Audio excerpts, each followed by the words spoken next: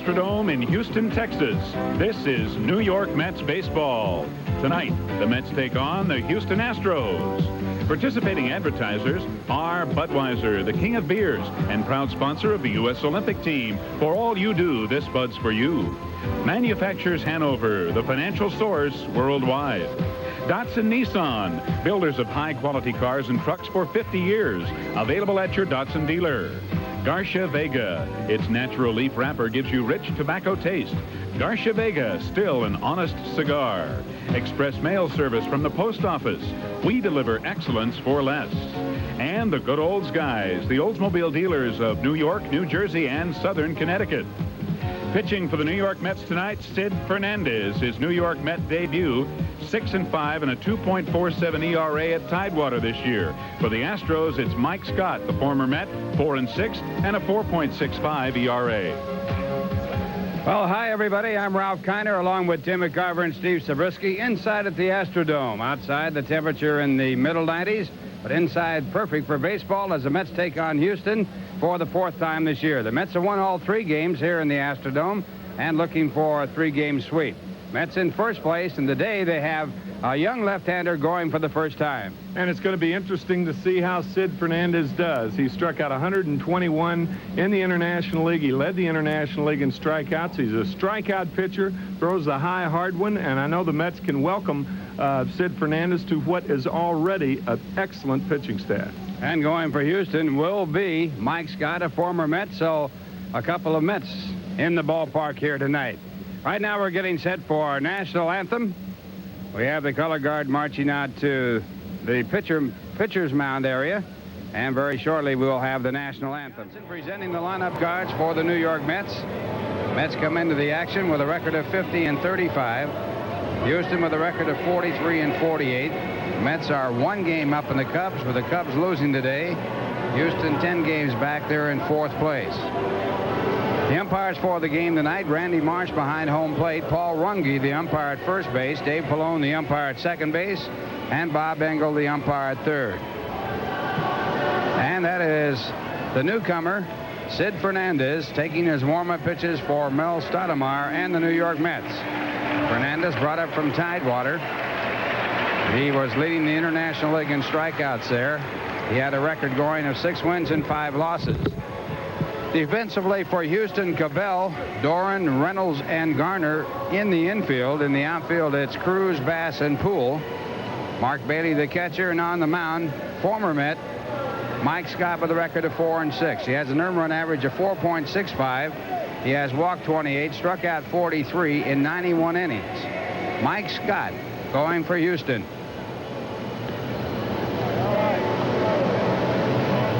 And the lineup for the New York Mets: Wally Backman will lead off and play second base. Mookie Wilson, the center fielder, batting second.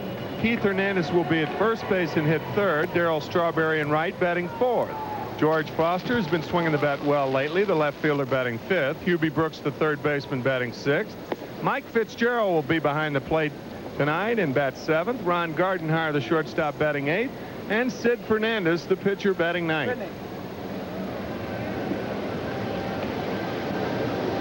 And if you're wondering how Mike Fitzgerald will call the game tonight, we had a chance to ask him that before the game, and here were his comments.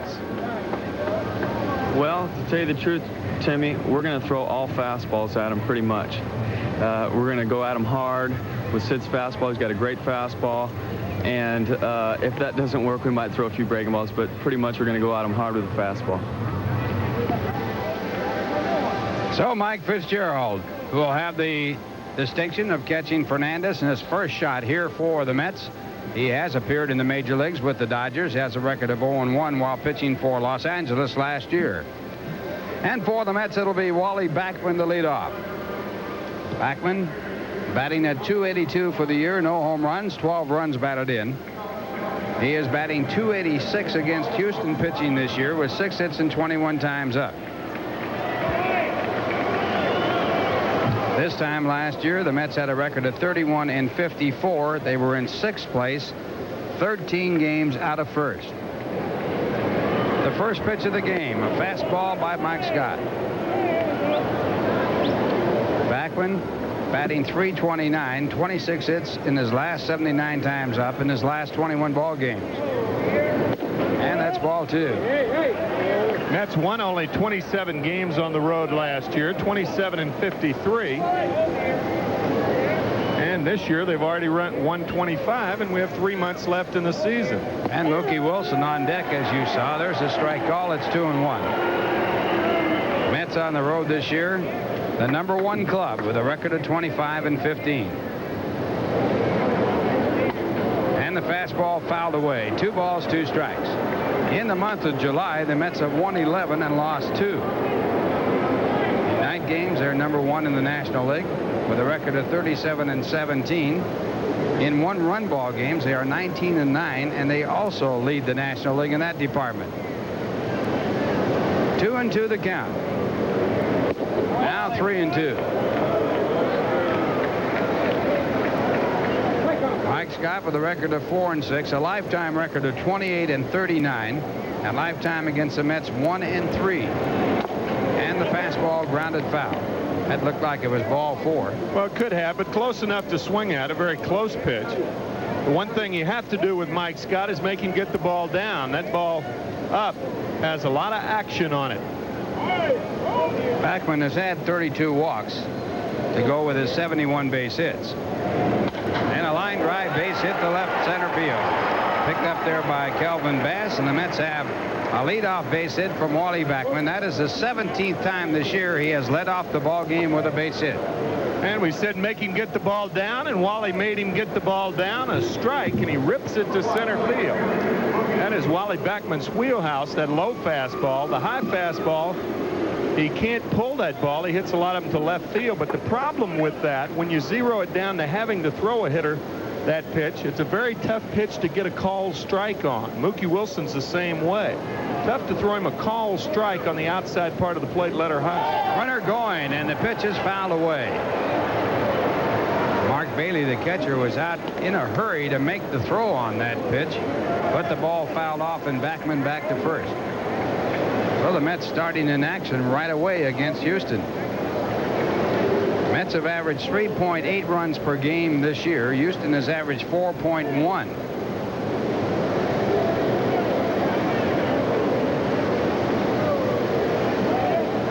One strike to count. And the curveball hit in the air to right field. The bat splinters and goes over the dugout. The catch is made by Terry Poole, and again, Mookie Wilson with just the handle left. He does that quite often. Trying to say he doesn't handle pitches like that well, right? He does not handle these pitches well. This ball off the end of the bat, as you can see, and dangerously flying into the lower box seats. Mookie checking what was his favorite bat. That'll bring up Keith Hernandez. Keith hitting at .318. Incidentally, Mookie hitting .286 before the out. Hernandez with 8 home runs, 50 runs batted in. An outstanding story for Keith this year. In his last 6 ball games, he's had at least 1 base hit, batting .409, and he takes a fastball high. Second in the league in on-base percentage. That's where he wound up last year. He has a .406 on-base percentage this year, .399 last year, second to Mike Schmidt of the Phillies. He has had 12 RBIs in his last 10 ball games. Backman checked back at first base. Wally has 16 stolen bases in 20 attempts. Mets on the whole have a 78 successful percentage rate in stolen bases. There goes Backman, a throw by Bailey. It is not in time. So Backman steals second base in spite of a quick release by the catcher, Mark Bailey. It really was a quick release, and watch where Craig Reynolds catches the ball in front of the bag. Had he stayed on the bag, then the out might have been called. Now watch where he catches this ball. This throw is on line, and that's why a shortstop and a second baseman try to straddle the bag, especially on a throw that's on line. You can understand him coming off with a throw off line, of course. Been a closer play had he been on the bag. 2 balls, no strikes. A runner now in scoring position, and now ball 3. Well, Bailey got rid of that ball in a hurry, didn't he? He surely did, and he is a tall catcher. He's And tall, a young and one. that's not all. That's right. On deck batter Darryl Strawberry. 3-0 the count to Hernandez. And a line drive to right center, extra bases. Hernandez continues on. Backman scores easily, and the Mets lead 1-0 as Hernandez goes in with a stand-up double. Well, Mike Scott did not even come close to throwing Hernandez a strike until the 3-0 pitch. An experienced hitter gets a ball right in his wheelhouse and rips this double to right center. Keith Hernandez has been red hot with a bat, and that's one reason Davey Johnson turned him loose. And the Mets are on top early here at the Dome.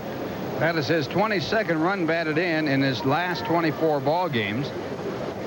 And over that 24-game period, he's had 32 base hits. And it brings up Darryl Strawberry. And the fastball high. Scott pitching behind the batters and trailing behind 1-0. 266 average for Strawberry with 12 home runs and 44 RBIs. Darryl has not hit well against Houston. His average at 226 this year. Off-speed pitch, and the count 1 ball, 1 strike. It's a straight change, and Mike Scott threw to Darryl on the 1-0 count. Big difference between the minors and the majors. They get the off-speed pitches over, for the most part, behind in the count in the major leagues. Tough to sit on a fastball in the major leagues. And Strawberry gets a fastball. He grounds it to the second baseman, Dorn, and a throw to first base for the out. Hernandez crosses over to third. Now with 2 men out, the batter will be George Foster. This copyrighted telecast is presented by authority of the New York Mets and WOR-TV, and is intended solely for the private non-commercial use of our audiences. Any publication, reproduction, retransmission, or other use of the pictures, descriptions, and accounts of this game without the express written consent of the New York Mets and WOR-TV is prohibited. And now a conference at the mound as Mark Bailey talks it over with Mike Scott. Mets leading 1-0. We're just underway here in the Astrodome. Foster hitting .240 with 13 home runs, 44 RBIs. In his last 15 ball games, he's had 3 home runs and 12 runs batted in, hitting .328. And he takes a fastball right in his wheelhouse. A lot of times you can do that, go up there and decide not to swing at the first pitch. But with a runner in scoring position, Why? my philosophy is to, or it used to be, to go up there and hack at what you see. Right back in the wheelhouse, and it's a base hit up the middle. So Foster continues to drive in runs. The Mets lead 2-0. And Foster getting 2 consecutive pitches right in his alley. It's ball in on him a little bit. George hits it above, a little bit above the trademark. Not well, but well enough to drive it through the middle. His 45th RBI of the season. Now it's 2-0 Mets. So now Foster at first base with 2 men out, and the batter is Ubi Brooks. Ubi has hit in 10 of his last 11 games. His average at .307. And he takes a strike. But Foster has really been swinging the bat confidently over the last 2 weeks, hasn't he? Ever since the All-Star break. And he stayed home and worked out at Shea Stadium during those off days. 1 strike pitch, a good curve, and it's called a strike. Strike 2 for Mike Scott as he throws his first curveball of the ball game. Ubi Brooks with 10 home runs and 34 RBI.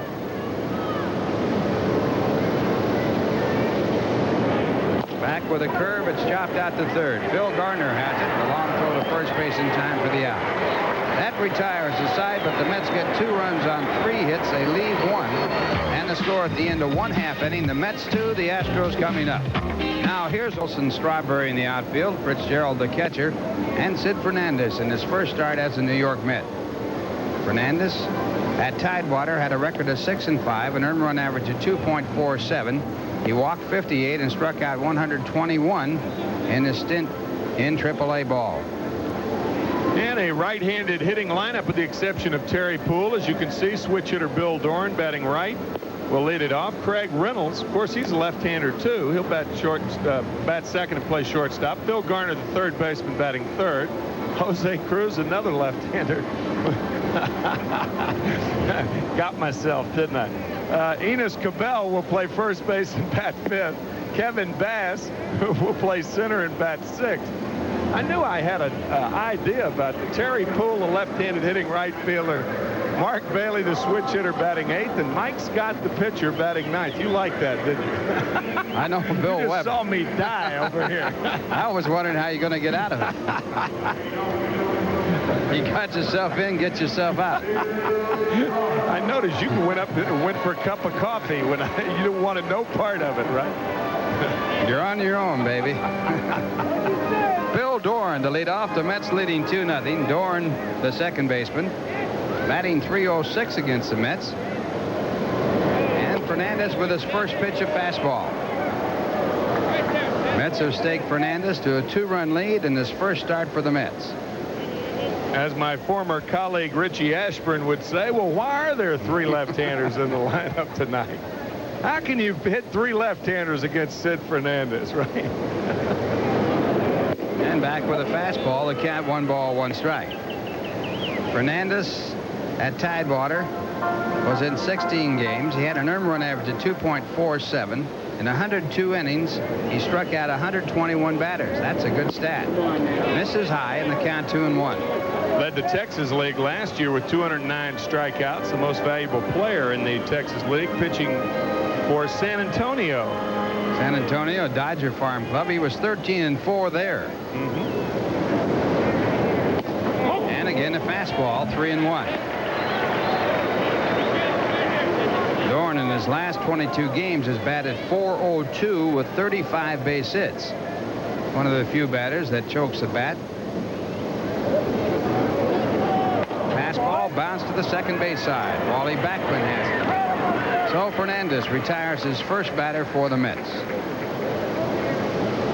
I don't know, Ralph. You know, you're facing a guy like Sid Fernandez for the first time. You want to see him throw. I think on a 3-1 count, 2-0 early in the count, like that, and early in the ball game, you're trailing by 2 runs. I think I'd have been taking there. That ball was a strike, but I think I'm taking this. By the way, it's the first time that the Houston Astros have faced Sid Fernandez. A lot of things are in your favor when you see him work a lot. Well, you want to see all of his pitches if you can, and you might be able to get a look at them all if you make him pitch a while. This is Craig Reynolds, the shortstop. Reynolds batting .267 and the fastball for strike 1. So Mike Fitzgerald, true to his word, is calling for a lot of fastballs from Sid Fernandez. They say his fastball has good movement, but not necessarily too fast. They have clocked him around 85 miles an hour. Another fastball. His stats in the minor leagues have been unbelievable. Everywhere he has pitched, from the low minors to the high minors, he has done exceptionally well. This year he struck out 17 batters against Maine in AAA baseball back on May the 7th. That is the high in that league for this year. It's also a Tidewater high ever. High tide ever, huh? And a fly ball hit down the left field side. Foster gives chase, but no chance. So Reynolds back to home plate. Count at strike 2. Reynolds had the tough position of having to replace Dickie Thon, who was hit in the head by a pitch by Mike Torres when the Mets played here early in April. Thon has been unable to get his vision back and unable to make the active list. He's still on the disabled list. I ran into Dickie Thon on the elevator earlier in the day. He was leaving the ballpark. He has 20/50 vision in that left eye. I'm not an ophthalmologist, but I know that that is not good enough to play this game. And the first curveball by Fernandez, it broke well. Reynolds lucky to foul it. That was a horrifying thing to see. A ball that had gotten away from Mike Torres the first time the Mets were here in the Astrodome. Dickie Thon, an outstanding shortstop, outstanding hitting shortstop. And Reynolds has done a very good job replacing him. Yeah, Reynolds didn't exactly chop liver. As you've said before, he's one of the few guys that have has made the All-Star team in both leagues with the Seattle Mariners, and he made the All-Star team in the National League with the Houston Astros. 1-2 the count to Craig Reynolds. And the curveball, it misses again, and it's 2 balls and 2 strikes. Fernandez showing a good breaking ball, even though he has missed the strike zone. Interesting to note that Dwight Gooden broke in this ballpark too. Sid Fernandez, of course, his first start with the Mets in this park, and a good park to break in, Ralph, because of the dimensions. Tough to hit a ball out of this park. And a foul ball that'll be out of play. That'll stay at 2 balls and 2 strikes. Now this is definitely a anti-home run ballpark. To give you an example, the catcher Mark Bailey for Houston has had 3 home runs in this ballpark, and that's as many as the entire rest of the team has all year. They've only had 6 home runs in this ballpark. And again, a foul ball. This one over that is just out of reach as Foster again trails it into the stands. So what you do as outfielders now, you have seen Reynolds hit the ball the other way as we look at Sid Fernandez's delivery. A rather unorthodox style of throwing, that long stride. He drags his arm through after setting that right foot. But I was going to say, if you're an outfielder now, you play the count, you need cooperation from the pitcher and the catcher. They stick with the hard stuff, especially in a 2-2 count, and the outfield moves toward the left field line. They play Reynolds as though he were a right-hand batter, and he hits it out to left field, and Foster is stationed perfectly.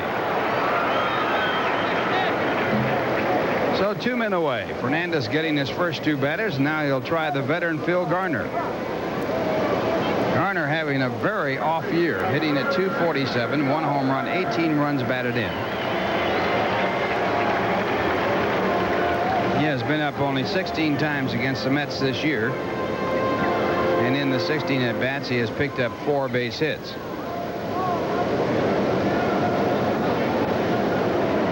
And a fastball for a strike.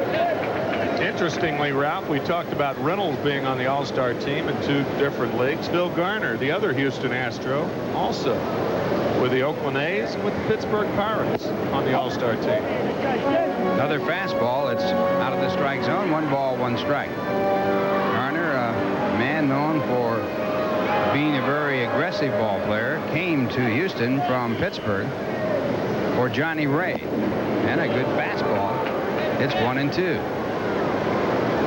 Phillies couldn't sign Garner to an extension of his contract, so they traded him for Johnny Ray, got a good second baseman, and then Houston could sign him and did.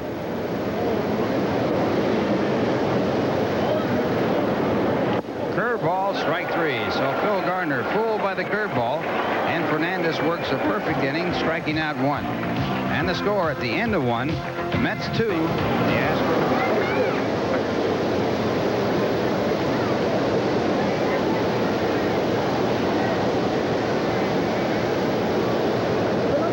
Last 9 ball games, he's batted .375. And Mike Scott misses with a slider. Mets getting 2 runs on 3 hits in the first inning.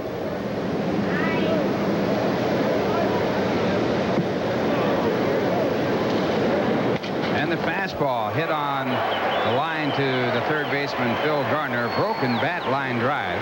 And Garner pulls it out, 1 away. That ball got to Garner in a hurry.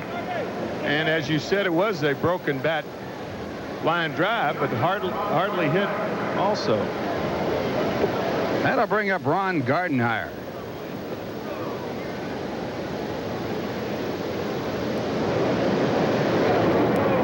And the breaking ball way outside for ball 1. Gardenhire hitting .244 for the year, 1 home run, 8 runs batted in. He's been hot of late. In his last 26 games, he's hit .338. Fastball fouled back out of play. Mike Scott with an earned run average of 4.65. Houston leads the league in team earned run average at 3.10. So Scott has not contributed to any great degree to that low earned run average. Fastball again fouled off, and the count 1-2. Mike Scott was traded to Houston for Danny Heap. Danny Heap, of course, having a pretty good year with the New York Mets. And the curveball chopped to Phil Garner at third. Go to first base for the out. This Thursday evening, take a musical tour of 3 decades of rock and roll. Join host Dick Clark along with Laura Branigan and Chuck Berry as they highlight great moments in rock and roll history from the 50s up to today's music. Dick Clark's Rock and Roll On this Thursday at 8:30 p.m. And as an addendum to that, Mr. Tim McCarver was very familiar with a man who introduced the great rock and roll singer Elvis Presley. Yep, that's right. Memphis, Tennessee. Huh? Yep. We were homies, as we say down in Memphis. Disc jockey down there. Sid Fernandez in his first at bat this year. They used the DH in the International League. And they counted 1 ball and 1 strike. I met Elvis Presley on one occasion back in 1969. Talk about a good-looking man, Ralph. I mean, he was a good-looking man. I was watching one of his early movies on TV down here. It was so early it was in black and white. I'll tell you, he was really a handsome fellow. And that's high. 2 balls, 2 strikes. I was watching it. Love me tender. Back in the middle 50s, Colonel Parker, he handles you, doesn't he? Yeah, I used him for chicken.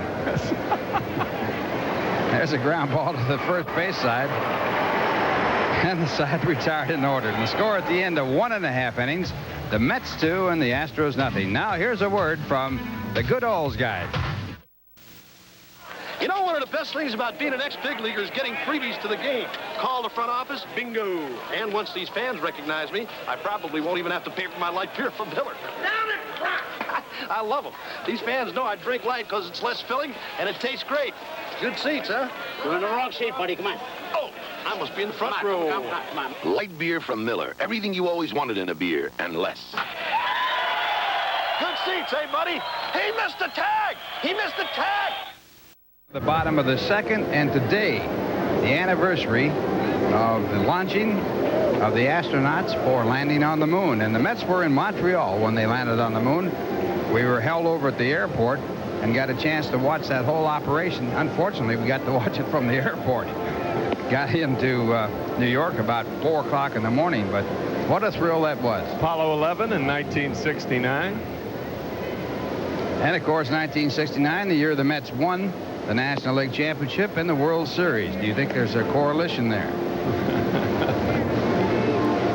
Could be. Certainly a step for mankind on the moon and a step for the New York Mets organization. And they're hoping to take another step this year as Jose Cruz leads off. And to give the familiar Cruz in the background. Give Tim McCarver his proper identification as he comes in for the play-by-play. The man who said Elvis Presley would never make it with that style of singing. Great judge of talent, right? If I'd have seen Babe Ruth swinging, I'd have probably said he should have been a pitcher. Should have been a pitcher. Pretty good pitcher, too. Great pitcher. Jose Cruz betting $298 on the year. There's a strike, 0-1. Sid Fernandez, his first start as a Met.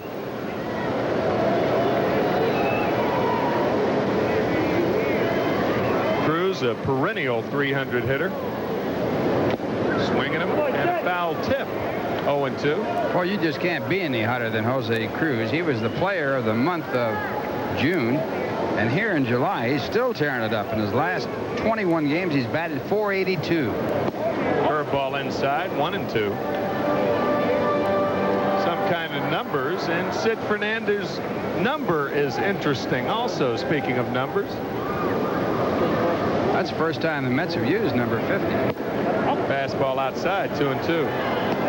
Sid Fernandez wears the number 50 because Hawaii, the state from which he reigns, is the 50th state, and his favorite TV show is Hawaii 5-0. As as Cruz lines out to George Foster. The second put out for Foster. 4 in a row retired by Sid Fernandez. And 1 away here in the second. Manufacturer's handover, the financial source worldwide. You know, there's only been one ball player that ever wore the name of the city that he lived in on his uniform. Yeah, I've heard this. What was it? 96. 96. North Carolina. What? Bill Boysell came from 96, North Carolina, and he wore the number 96. Obviously a sparsely populated town, right? Wasn't that the population? That might have been. Fastball is high and tight. 1-0 to Enos Cabell, batting .315. He broke an 0 for 18 slump in last night's game against the Phillies, a game in which the Astros won 3-2. Curveball is low, 2-0. Game took 16 innings, and the Astros stranded 20 runners over 16 innings. The Phillies stranded only 3. And twice Paul Owens used a 5-man infield, which has been done many times before. But still an interesting decision to pull an outfielder in and put him in the infield. Cabell fouls it back, 2-1. The strange part is both times it worked. Gene Mock, a proponent of the 5-man infield in late innings. You have a sinker ball pitcher in there. Chuck Tanner's done that once this year with the Pittsburgh Pirates. And Gil Hodges used a 4-man outfield several times when he managed the Mets. Swing and a miss at a bad ball. And to give you an idea of how much of a free swinger Enos Cabell is, he has walked only 12 times in 235 at-bats.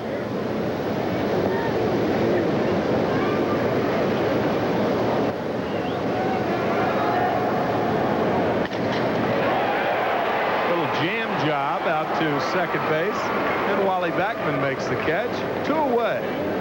You know, there's a great story Jack Lang, who writes for the Daily News, was talking about, and it's a true story. Cal Abrams, who was a outfielder for the Dodgers and a Jewish outfielder, would be brought in from the outfield for the defense against the bunt, and they would station him right out in front of the hitter. And it was a dangerous position. It was a Branch Rickey play. And he always said, don't they ever put any Christians in that infield like that? Fastball is high to Kevin Bass, batting .232. Came over to Houston as Frank DiPino, the left-hander, and Mike Madden, the left-hander, came over for Don Sutton, September of '82. Actually, August 31st. 1-1 to Kevin Bass, a switch hitter.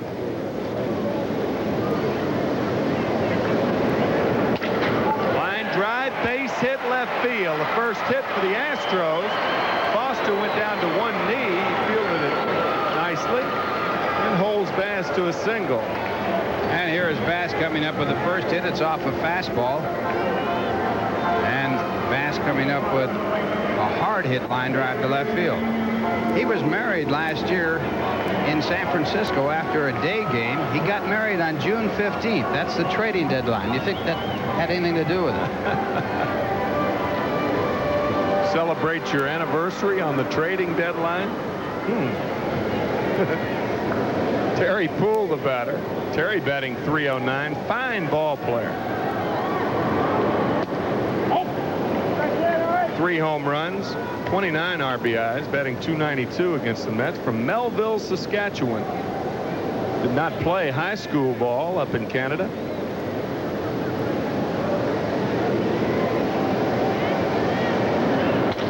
Line drive, center field. Mookie Wilson in and then back and over and makes the catch.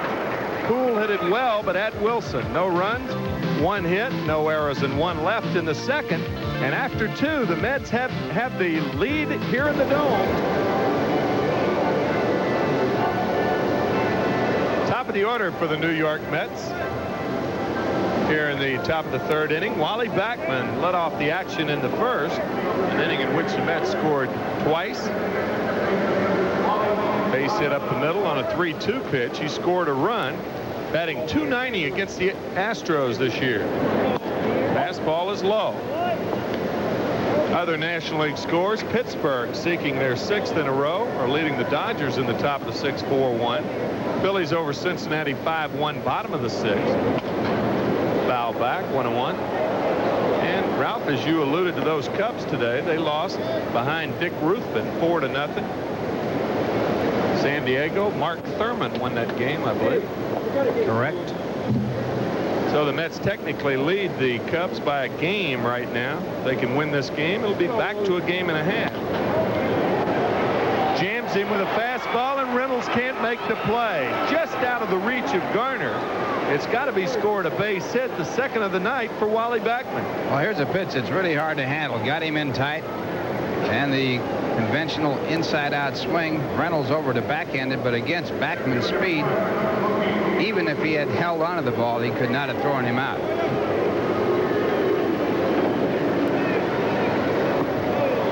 Mookie Wilson, the batter, he flied to right on a broken bat hit. There you go with that handle again. You said hard to handle. The Mets have hit 2 balls off the handle, 1 for a hit and 1 for a fly ball out. These Astros have not been tough for the Mets to handle this year. The Mets are 6-3. Close play at first base. Mets are 3-0 here in the Dome. And that is really unusual. The Mets have had all kinds of problems here in the Dome. They are 104-51 lifetime, the Astros over the Mets here. So they've won 2 out of every 3 games they played against the Mets since 1962. When they first opened the Astrodome, the ceiling was left with clear glass, and fly balls were impossible to find. They finally had to paint the ceiling and make it opaque so that you could pick the ball up. When Casey Stengel brought the Mets here for the first time, they asked him how the Mets would do with those fly balls. And he says, I don't know. We're still working on grounders. This was the first ballpark, speaking of grounders, first ballpark that used AstroTurf. Well, they found they couldn't grow the grass if they couldn't get the sunlight in here, and so they had to come up with this surface. And I'm sure a lot of people who are of the old school resent the fact that the game is not played on grass. And Ralph Kiner and I always doing our homework early out here about noon today, trying to count the panes of glass in the Astrodome. I got lost after 3,041.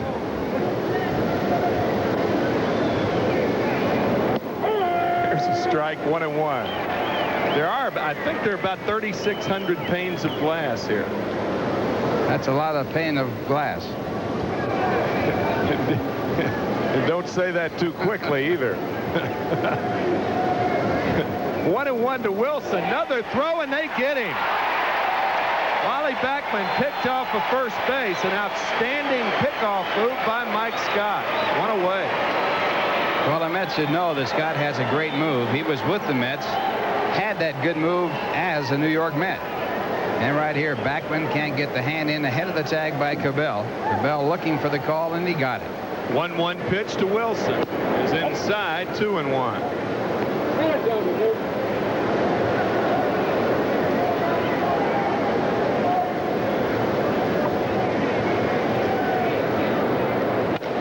Ball hit well to center field. Kevin Bass back, and he makes the catch.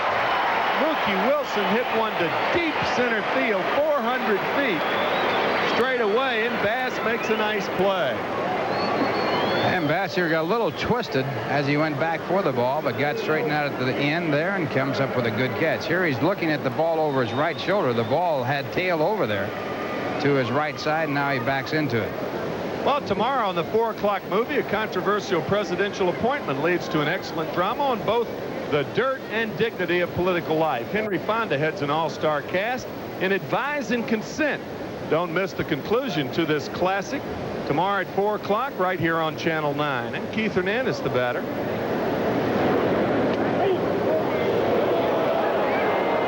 he fouls it back off the foot of home plate umpire Randy Marsh, or is that his arm? Oh, boy. I think it got him in the arm. Oh, baby. I don't even believe he fouled the ball. It's off the tip of the glove. Let's take a look again. No bat in the ball. That just came off the tip of the glove and got him right on the, looked like the right elbow.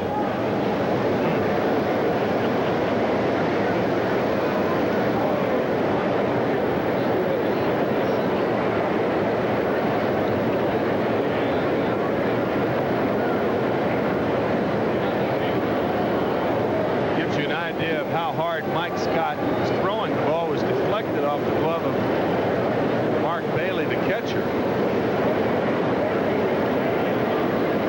It lost little speed and hitting Randy Marsh. I mean, it got him solidly in that right elbow. Well, you hope it didn't get him on the bone part, right on the point. Right here you see it come in, just ticked off the glove, and then it goes right against that area by the right elbow.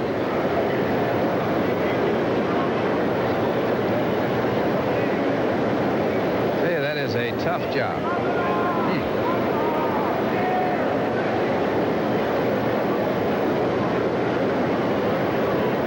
An umpire's behind the plate once every 4th day because of the rotation, naturally. Rotated clockwise from home to third to second to first. Well, it looks like there's a knot on there right now when you look at it. Ooh, there is. Of course, that's his elbow right there. But it does look like it's already swollen right up. above, right to the right of the point.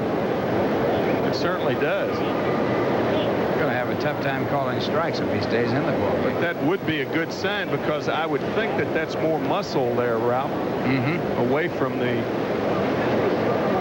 tip of that joint there. Here comes your favorite ethyl chloride.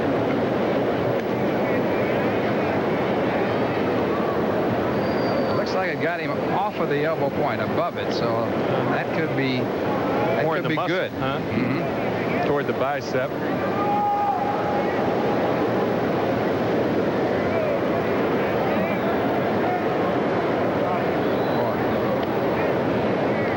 Randy Marsh, the home plate umpire, gets a nice hand here at the Astrodome. Bob Engel, the crew chief here. I would think he would be the crew chief, not Paul Runge. Engel has had more time than Paul. Most of the time that indicates who is the crew chief. Occasionally they'll bypass an umpire.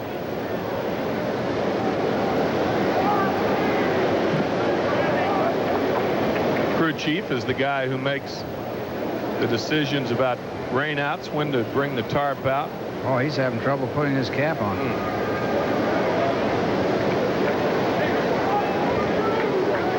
Yeah, a player at least can go in the dugout and put some ice on it, some superficial medication, but an umpire's got to stand out there for both sides.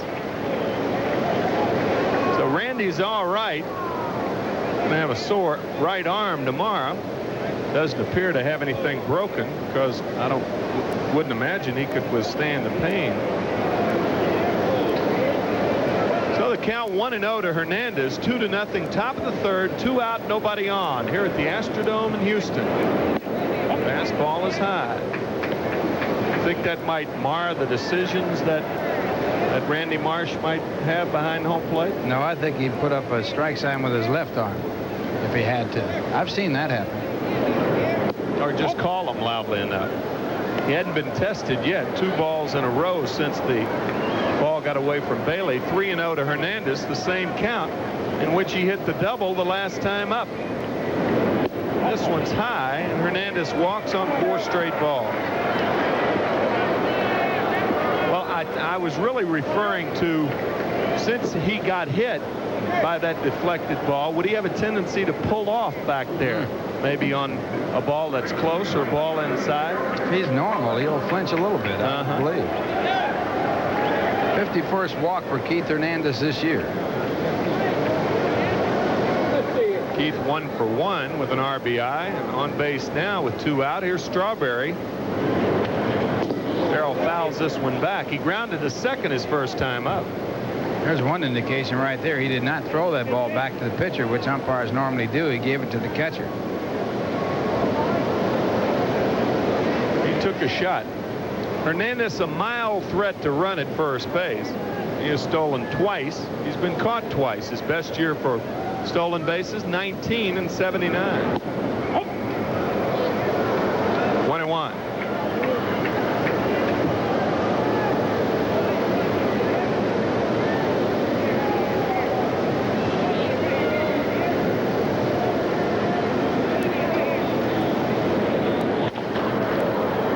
off the end of the bat to Craig Reynolds. He looked at second. Doran was not covering as he was playing Strawberry to pull. So Reynolds went to first and gets Darrell. No runs, 1 hit. No errors and 1 left after 2.5 here at the Dome. It's 2-0 New York. It's one of my bigger days. Let me buy a beer. Sure. These fans, I love them. When I came in, they didn't recognize me at first, but then when I told them who I was, next thing you know, they're buying me my favorite beer, light beer from Miller. They know us ex-big leaguers drink light because it's got a third less calories than their regular beer. It's less filling, and it tastes great. Thanks. Hey, it's a pleasure to buy a beer for a great pitcher like Whitey Ford. Hey. So I lied. Light beer from Miller. Everything you always wanted in a beer, and less. Hey, Whitey, I thought you were a lefty. Oh, that's right. Bottom of the 3rd inning. Sid Fernandez in his first start as a Met, his second start in his major league career. He is 0-1 lifetime as he lost his first major league game last year. Mark Bailey will be the batter. He's batting .209, but he's hitting .294 against Mets pitching with 5 RBIs. Mark with good power. He has 5 home runs. Fastball, strike, 0-1.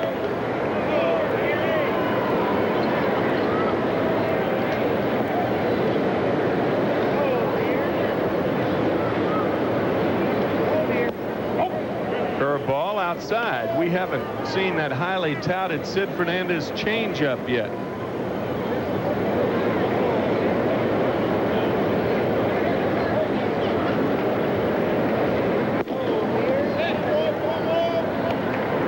Fastball is up and away. 2-1 to Mark Bailey. You can see how Fernandez would have problems with control high, can't you?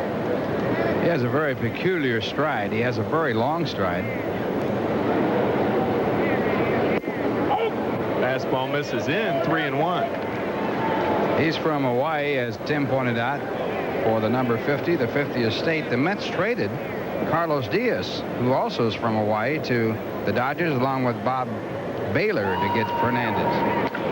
Ball hit well down the left field line. Fair or foul, this ball is a home run for Mark Bailey. A 3-1 fastball, and the 6'5", 215-pounder put everything behind it. His 4th home run at the Dome this year. Boy, he hit that ball. Well, the only question on the drive was whether or not it'd be fair or foul. That is his 6th home run of the season, and 4 of them have been here. We'll look at it again. Fastball, that is over the inside part of the plate, and it's certainly well hit. Bailey now, with his 4 home runs in the Astrodome, has more home runs than the entire team other than he. The entire team here in the Astrodome has had only 3 home runs compared to his 4. Well, the batter will be pitcher Mike Scott. Pretty good hitting pitcher, batting .172 with a double and 3 RBIs. 2-1 ball game now. There's a strike, 0-1. That's what happens when you fall behind. Big leagues or minor leagues, you get that one pitch to hit, and it's a free swing, and Bailey connected. 0-2 to Scott.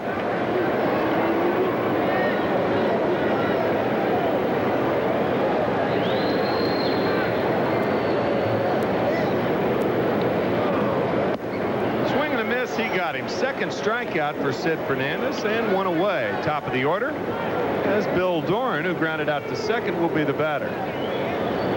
All this week, anchor person Sarah Lee Kessler brings you live coverage from the Democratic National Convention in San Francisco. Tune in to News 9 at noon and News 9 primetime at 8 p.m. for the inside story on the convention action. Bill Doran batting .266 on the year. Mets with 4 hits, the Astros with 2. 2-1 ball game. Fastball misses, 0-1.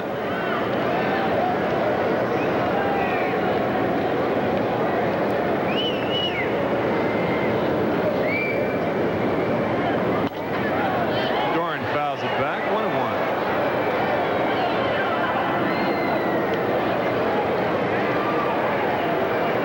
Well, this putt's for everyone watching at home, why not grab a cold one before the next inning? Because nothing goes better with baseball than Budweiser. Sounds like a good idea, doesn't it, Ralph?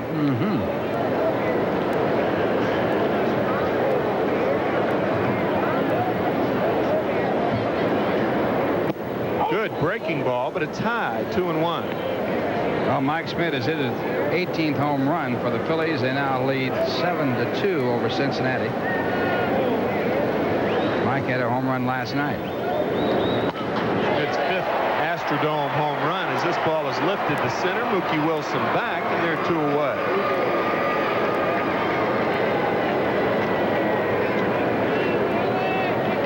So a good sign for Sid. After the home run, he comes back and gets Mike Scott on strikes and Bill Doran on the fly ball. Craig Reynolds will be the batter.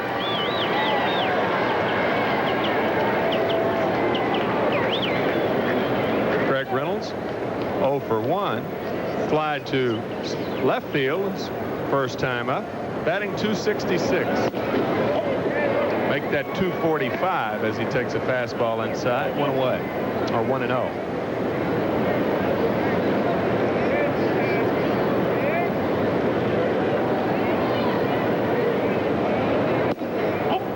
Fastball misses, 2-0. Reynolds, a hometown boy, born and raised in Houston, was an outstanding athlete here. Signed originally with the Pittsburgh Pirates.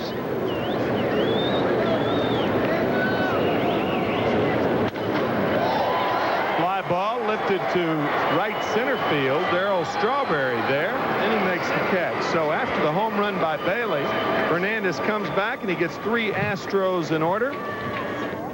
But the Astros are on the board with the home run by Bailey. They left none, and the Mets now lead 2-1 after 3. How about a word for Budweiser right now? Foster bats and Steve Zabriskie does the play-by-play. Steve? Thank you, Tim. And the first pitch, an infield base hit. I would have to think as Foster beat it out, and they are getting him a single on the play.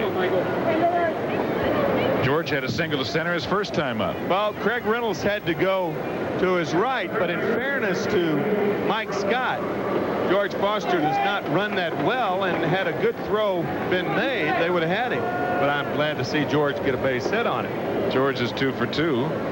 And here's Hubie Brooks. Hubie grounded to third his first time up. 2-1. The Mets leading as we're in the top of the 4th inning. And a breaking ball nubbed down the third base line. Garner lets it roll foul, strike 1. Foster, incidentally, in his last 13 at-bats, has 7 hits and 8 RBIs. And we had a chance to talk to George Foster before the game about the confidence that he's had in swinging the bat. Well, the biggest difference, I would say that I'm more relaxed and I have better concentration the last couple of weeks than I had in the past. And I just had to go out there and strive for that consistency. And I know that with my bat getting hot the second half, it's going to enhance the team's chances in winning our division. And I feel good about my personal contribution the last couple of weeks is now to keep it going. Well, he's been keeping it going, 2 for 2 here tonight, and .455 in his last 5 games previous to tonight. And that pitch too high, and it's 1-1 to Hubie. Hubie's only hitting 50 of 60 ball games, .343 for those 60 games. Fastball jammed right up the middle, and a flip back in time, the throw to first in time. What a 4-6-3 double play turned by Houston. They're 99th of the year. They're 2nd in the National League in the double play behind St. Louis. Well, a very aggressive double play, as you said. Now watch this little flip behind. Well, that's a tough play. Barehanded by Reynolds and scooped nicely by Cabell. You will never see a double play turn any better than that one. Oh, good play all the way around. Some leather and a little bit of skin thrown in. Yes, sir.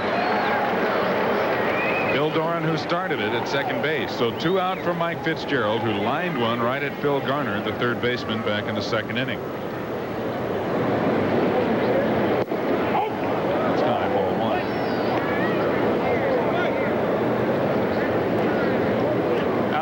last 5 hitters, the Mets have had 3 base runners, and now nobody's on base. That's right. With no runs, right? Good defense. Here's Garner at third again.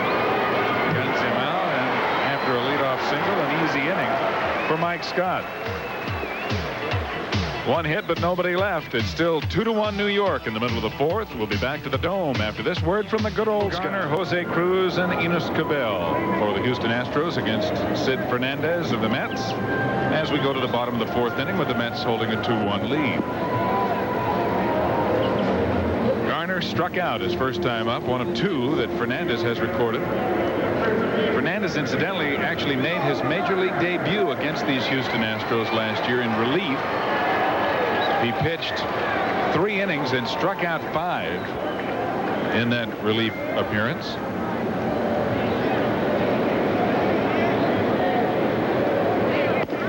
That was, of course, for the Dodgers.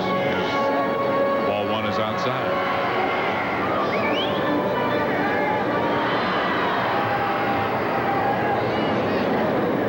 And a beautiful curveball. That's the pitch on which he struck Garner out. Ralph mentioned earlier that Carlos Diaz was involved in the trade, which of course he was. Carlos was recently sent out to Albuquerque. The Dodgers have really shaken that team up on more than one occasion this year. You look at their lineup, you don't know anybody in their lineup. That's right. Except Guerrero, Socia. I guess Guerrero's not playing third anymore on top of that. He's in the outfield. Fastball fouled away, and it's still 1-2. They have that Herman Rivera playing third base. And that group is trailing the Pittsburgh Pirates in the bottom of the 7th, 4-1. Pirates have been red hot since the All-Star break. Yes, sir. Trying for their 6th in a row. Tony Pena, 23-game hitting streak. And again, the curveball gets Garner. 3rd strikeout for Sid Fernandez. That's a big league yacker right there. Boy, you're no kidding. Well, tonight at 11, Sergeant Bilko launches an offensive on Wall Street to help a former Army buddy. And then at 11:30, Gracie takes Spanish lessons to help improve her IQ. I wish we could see this one. Anyway, the laughter begins at 11 with the Phil Silver Show, followed by the Burns and Allen Show right here on Channel 9. Jose Cruz flied to left his first time up, came into the game hitting .353 against New York this year. A 58-foot curveball from Fernandez, and it's 2-0. How can Spanish lessons improve your IQ? Especially hers. There got to be no help. Funny woman. She was not. Married to a funny man. Yes. She was not deficient in the smarts department, that's for sure. High fastball fouled back out of play, 2-1. Jose, as you said earlier, has just been red hot for, it seems, forever this year. He's hitting 31 of his last 37 games. Over the last 3 ball games, he's hitting .571. They've hardly been able to get him out. In the last 18 games, he's hitting .500 with 12 runs batted in. And a ground ball up the middle. Backman can't get it. It's a base hit into center field. A 1-out single by Jose Cruz.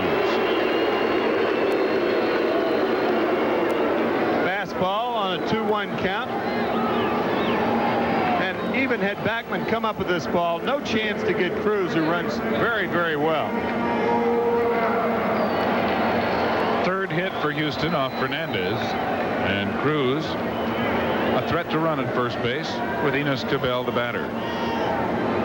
Cabell, good guy to hit and run. He's a contact hitter, hits the ball to right field a lot of times. Strawberry's too deep in right field, by the way. Doesn't have real good power to right field, especially in hit and run situations, because a guy wants to make contact. He's not really concerned with driving the ball a long way. And a right-handed hitter would have a tendency to go more to right field, and then in another situation. Especially a guy, the type of hitter that Cabell is.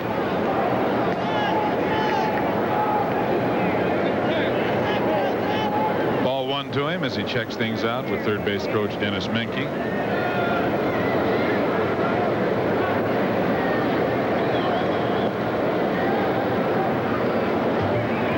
One out here in the bottom of the 4th.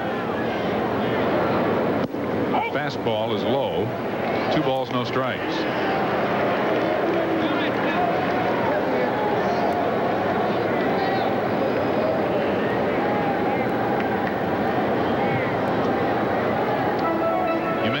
for 18 streak that Cabell broke with a base hit last night. Even including that, he's hitting .328 over the last 57 games. But he's really been hot. If you take out that 0 for 18, it's burning up. Fernandez will chase Cruz back.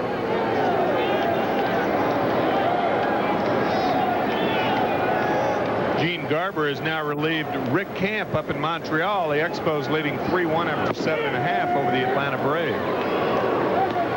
Fastball strike makes it 2-1. Philadelphia now 7-2. Top of the 9th inning at Riverfront in Cincinnati. And that's where the Mets will travel after this series against the Astros. Runner going, and a pitch blooped into right field. Strawberry will get there and will have a double play if the throw's in time. It is. A 9-3 double play as Cruz was running, and the hit and run turns into 2 quick outs here in the 4th inning. A hit, but nobody left. And at the end of 4, it's still 2-1 New York. Now here's a word from off top of the 5th inning here in the Dome. A 2-1 New York Mets lead as he faces former Met Mike Scott. Gardy grounded to third his first time up. Ball one outside. Gardenhire coming into the game hitting only .190 against the Astros, but .338 in his last 26 ball games. And that's up and away, 2-0. You never know what may trigger a phone call. We just got a phone call from Harrisburg, Pennsylvania, Met fan. Not only a Met fan, but a guy who's doing a book on Elvis Presley. And a high pitch ripped down the left field line. Cruz won't get there, and it'll be off the wall. Gardenhire chugging into second with a stand-up double to lead off the 5th inning for the Mets. Tell you, Ronnie just flat out buggy whips this high fastball. Now this is what buggy whipping is. Boom. It's the base of the wall. Ron Gardenhire just smokes that ball. Kind of hugs the wall, and Cruz takes it, but Gardenhire easily in the second with a double, the 6th of the year. Hit that ball hard. Sid Fernandez grounded out to the first baseman Enos Cabell unassisted. Call it buggy whipping, Steve, because that's what you really have to do. You have to use that bat as a switch on that high fastball. Get it around. And Fernandez bunting it, and it's a beauty, but it's rolling foul. Garner had broken back to the bag, anticipating a play at third. Had that stayed fair, it'd been trouble. Ron Gardenhire hitting well of late. I asked Gardy about the consistency of playing every day. I think so. You know, I feel happy, you know, that I'm playing every day. I'm getting a chance to work on things now, you know, during BP that I know I'm going to be playing. When I come to the ballpark, I know I'm going to be in the lineup, so it makes me feel good. And, you know, I'm relaxed. I feel I'm playing good baseball right now, and we're winning. And what more can I say? You know, we're happy. And Gardenhire has contributed a great deal. He's also played excellently in the field. Fernandez bunting again. Scott charging. He looks at third. He'll have to throw to first, and the sacrifice is successful.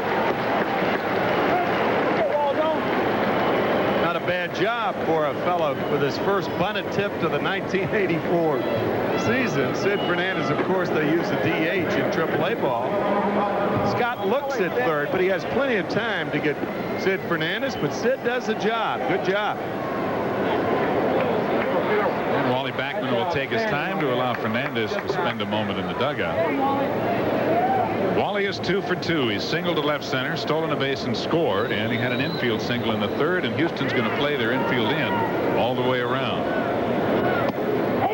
It's a ball low and inside. Want a new car that doesn't cost a bundle? See the Nissan Sentra, America's most popular import, at your Datsun dealer.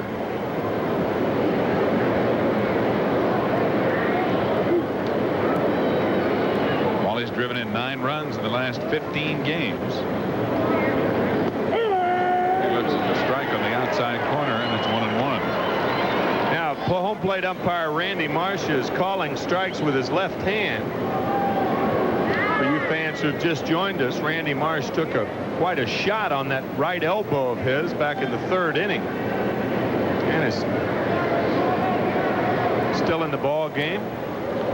Ron Gardenhire at third with 1 out. And back Backman lines it to left field for a base hit. Cruz cuts it off, but Gardenhire will score easily, and it's 3-1 New York. Backman's 10th RBI in his last 16 games. You see Ron Gardenhire touch home plate and put his head down. The reason he did that, he made a base running mistake, but got away with it. And the reason he made a base running mistake, when this ball is hit in the air, the runner goes back to third base. You see Gardenhire frozen on the play in the bottom of your screen. And by going back to third base, you score, and there's Gardy putting his head down. He knows he made a mistake. It's a very tough play because it's the easiest thing in the world to break too early. And that's what he did, but he got away with it. Especially on a ball hit on a line like that. You have more of a tendency, of course, than one that would be hit in the air. Right.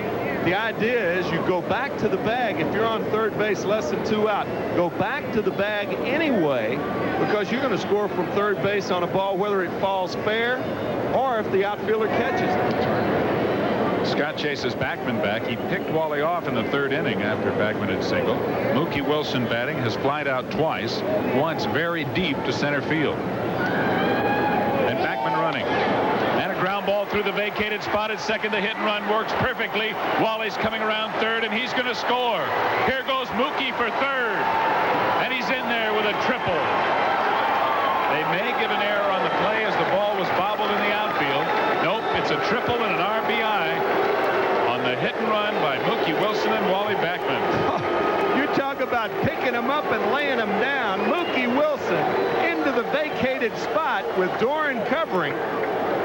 As Mookie is not apt to pull the ball, Backman scores. This bobble allows Wilson to go to third, and you talking about picking up paper. I mean, he was blowing around those bases. Man, is that a beautiful sight to see him run. He can run, I'm telling you. An error by Bass, or I should say a muff by Bass. It's still a triple by Mookie and an RBI. Infield in again. Oh, it's great to see that man get around the bases. That AstroTurf is smoking right now, I want to tell you. Keith Hernandez with an RBI double and a run scored and a walk. And again, the infield in. It's hit right to the second baseman door. Now Mookie is hung up, getting himself in a rundown, but Hernandez cannot advance as he dives back into first. So the Mets made up their mind to send the runner from third. And I don't think this is a good play. With Strawberry and Foster coming up, I think you got to make the ball go through. Mookie tries. He got a late break from third base, but even with a good break, Doran has him easily. Infield in, that's a tough thing to do, is try to score him. I mean, you got the Thunder coming up. I think Davey got burned on a play there by having Mookie score or try to score.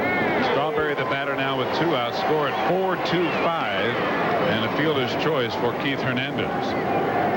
Darrell has grounded to second and grounded to short. Hernandez at first with 2 out. 1-1. I think you're going to play it the same way with Ron Gardenhire on third base. You got to make the ball go through. Vern Rule now warming for the Astros. Of course, Gardy scored on the fly ball to the outfield, so you don't know what was going to happen. But on artificial surface, that ball gets the infielders in a hurry. Too quickly. In the dirt, 2-1.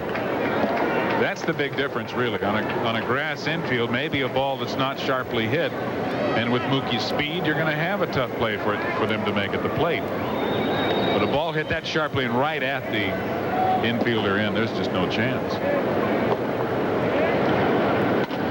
Breaking ball drilled deep to left center field. Cruz going back on the track, and he can't get it. It's off the wall. Hernandez will score. Strawberry motors around. Here's a play at third. He's in there. Strawberry triples to the base of the wall in left center field. Hernandez scores, and it's 5-1 New York. Darrell Strawberry gets an RBI, and he almost had a run scored. I don't know what happened to Jose Cruz. Looked like he was under it. He did everything right but catch the ball. Now he gets his hat. He stopped for his hat. Bass retrieves him. Now watch Bobby Valentine. Boom, the ball hits Valentine. It went through Garner, and had it not hit. Now watch this play by Jose Cruz. Drops his hat. Now the ball. Now off the wall. Now he picks his hat up. You take it, Kevin. I'm sure Bob Lillis, the manager of the Astros, is saying, now watch this. That's the weirdest play. Hit Bobby right on the knee, and look at the dugout. John Stearns in the background. Great reaction shot there. Had that ball gotten through and rolled along, Strawberry might have scored. Yep. But he's at third, still 2 out for George Foster, who's 2 for 2. That breaking ball high, ball 1. A lot of weird things happened on that play. That was something, wasn't it? Cruz looked to be in a perfect position. The ball was just off the end of his glove. I don't think it even touched his glove. Foster takes again high, 2-0. Ralph mentioned earlier that these panes of glass at the top of the dome here have been painted. But still, it's easy to lose a ball here. That's right, because the roof structure is actually painted an off-white color. 3-0 now to Foster. Not making any excuses for Jose Cruz, but he was running to the spot where he thought the ball was going to land. That's right. And took his eye off the ball, and then you look up and you see 4,500 panes of glass coming down. No ball. George green lighted on 3-0, fouls it off. 3-1. I'll tell you, I played football in here, and it's tough to see a football on a punt or a kickoff, and that's a big dark object as opposed to a small white one. It's tough to pick up a handoff, right? That's a bad background, man. That's right. How bad was it? Either that or a blind running back. Maybe it was both. The Mets have scored 3 runs here in the top of the 5th to take a 5-1 lead. Foster fouls another one back, and it's now 3-2. Those are quality hacks that George has taken at 3-0 and 3-1 count. 2 fastballs. I would imagine Scott will throw him a curveball here. Mets are running wild this inning. Well, the speed has really been evident. Gardenhire led off with a double, was sacrificed to third. Backman drove him in with a single. Wilson tripled. Hernandez reached on a fielder's choice, and Strawberry tripled. But Foster strikes out on a breaking ball to end the inning. The Mets come up with 3 runs on 4 hits, and they lead 5-1 here in the middle of the 5th. You know, it's amazing how similar we are. We have the same last name. And we both played baseball for the same team. We even drank the same beer, light beer from Miller. And we drink it for the same reason. Light has 1/3 less calories than their regular beer. And it's less filling. But we drink it because it tastes so great. Now, I know we're incredibly alike, but don't be confused. We are not identical twins. I'm at least 2 inches taller than he is. Make beer from Miller. Everything you always wanted in a beer, and less. In the Dome, they've scored 5 runs on 9 hits through the first 4.5 innings of play. And as we go to the bottom of the 5th, the 5-1 New York lead. Back to call the play-by-play, Tim McCarver. Rocking at the Dome, huh? It's like a new rock song as Kevin Bass steps up there. Sid Fernandez has pitched well. The only run, a home run by Mark Bailey. He's given up only 3 hits. The Astros have had only 3 base runners. Bottom of the 5th, 5-1 New York. And this one's popped up down the left field line. Gardenhire, the shortstop, over. And that's the idea of watching that fence and the ball. You get to the fence first, and Gardenhire had 2 things to worry about, Steve: George Foster and the fence. Tough play, but it should have been handled. Well, the thing to do, as you said, is to run to the fence. When you see the ball's going to be that close, you can always come back a few feet if you have to. But go to the fence so you know where it is, where you are in relation to it. And then you can catch the ball. Yeah, we don't mean to imply that you go to the fence when the ball's fair by 10 feet. I mean, no. Obviously. But the idea is to run as hard as you can and get under it, because that ball had some hang time. Took a little off of the fastball. 1-1 to Bass. The Astros have managed only 3 hits off Fernandez so far. Bass has 1 of them. Curveball is low, 2-1. Vern Rule continues to throw in the Astro bullpen. And should Mike Scott hit in this inning, he's scheduled up 4th. Then Bob Lillis will no doubt use a pinch hitter. I don't know about that pitch. Kevin Bass now on a 2-1 count, leading by 4 runs. You're going to throw a guy with not a lot of home run power, breaking ball behind in the count. Bass has only 1 home run. Grounded to third. Great play, Brooks. The throw can't get him, but Hubie Brooks on a great play may have re-injured that left wrist. Or he might just be kidding. Come on, Hubie. He might be exasperated. Sharply hit ball, and a fine stop by Hubie to save an extra base hit at the very least, but couldn't get the throw there in time by the time he got up. But again, a nice stop on a diving backhanded trot. He did land on that wrist. The wrist that's bothered him since he injured it swinging the bat is the glove hand, the left hand wrist. Writhing on the ground. We went for the head fake. Kevin Bass has his second hit of the night, and Terry Poole the batter. Nobody out. Bass at first. 5-1 New York leads. Popped up right side. Fernandez calls off everybody, puts his hands on his hips. I've never seen that. I think he lost that ball for a minute. I think it disappeared. And they have been known to disappear in this ballpark. Not only did it disappear, it was up there a long time. This is your basic Spalding Guide Major League Pop. Now watch Fernandez. Where is it? Hey, come back here. Okay, I'll just wait. There it is. Patience is a virtue. Man, I've heard of good fielders, but I've never seen a guy who brings out his rocking chair, puts his hands on his hips, and waits for the ball. Now that's the epitome of nonchalanting a play. I'm telling you. Mark Bailey homered his last time up. This ball misses. 1-0. Bailey, who now has 6 home runs and 21 RBIs in less than 200 at bats. Looks like he could hit a few dingers before he's through. Ball and a beauty. 1-1. He's big enough. There's no question about that.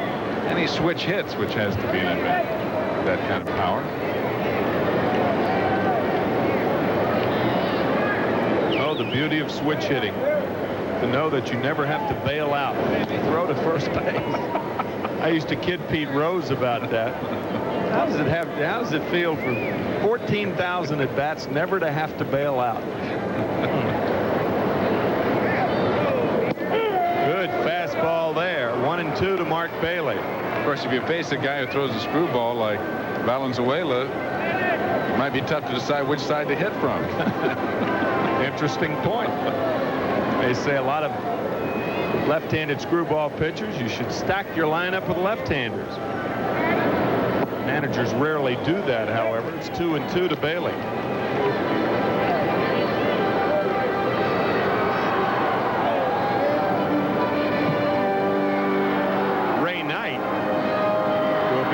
Hitter for starting pitcher Mike Scott, unless Bailey grounds into a double play.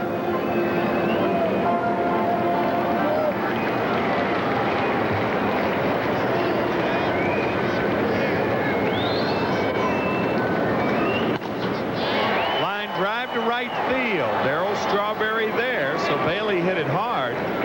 That's a good sign when a young hitter hits a home run and then comes out and rips a rope the other way the next time up. He hasn't allowed that home run to affect his swing. Ray Knight, the batter, batting .218. Let's see what Ray has done as a pinch hitter. He is 0 for 5 as a pinch hitter. Coming to the Astros after the '81 season. For Cesar Cedeno. 2 for his last 43. Boy, has he been struck. And this is a guy that for a few years you could almost book was going to be a 300 hitter each year. Has hit 300 2 of the last 3 years. Lifts this one to the right side. And it's out of play. So it's 0-2 to Ray Knight. Getting in a little running there.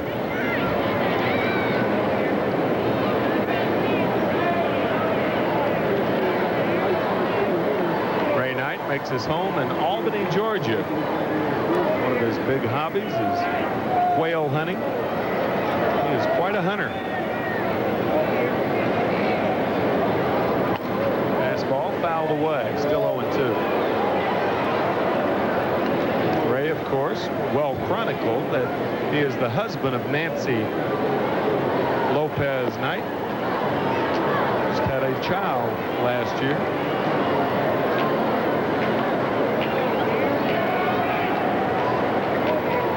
Nancy's back on the links now, isn't she? Yeah, that's playing right. She well, played this last week. Curveball, base hit up the middle. Oh, a hanging curveball, and Ray Knight whacks it up the middle. With 2 out, the top of the order, Bill Doran, the batter. Well, Knight waited. You see him stride, but keep the bat back.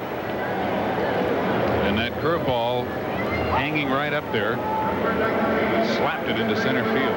5th hit for Houston. As we pointed out, Ray Knight, who was 2 for 43 coming up there, now 3 for his last 44. Maybe a successful pinch hitting appearance or 2. Bring him out of it. The Mets hoping, of course, that it happens after they leave the dome. Bill Doran 0 for 2. He is fly to center and grounded to second. Fly ball center field. That should do it. Mookie Wilson waving off Foster, and he makes the catch. So another strong inning for Fernandez, even though the Astros threatened mildly. They had 2 hits and stranded 2, and after 5, the Mets 5, the Astros 1. Now a word from Michelob Light. Here in the 6th inning, making his 27th appearance of the season. He has made 6 starts, as you see, 1 and 7 and a 4.04 ERA. He's worked 71 1/3 innings. And Hubie Brooks will be facing Vern Rule. Hubie is 0 for 2. Make that 1 for 3, as he has now hit safely in 51 of his last 61 ball games. And a lot of those hits were of that ilk right there. You'll be just reaching out and poking that ball to all fields. That's the 10th hit for New York. I like that word, ilk. I know you do. That's why I used it. Thank you. That's cooperation in the booth. That's right. Mike Fitzgerald, the batter. Mike 0 for 2. He fouls it away. By liking it a lot, by knowing that I like it, does that mean that I use it too much? Is that what you're trying to say? No. No criticism intended.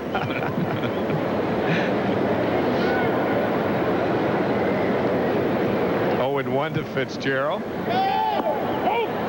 And there goes Brooks, and he steals his 4th base of the year. Running on the play, Bailey couldn't find the handle on the low breaking ball. Had to be a hit and run, I would think, Steve.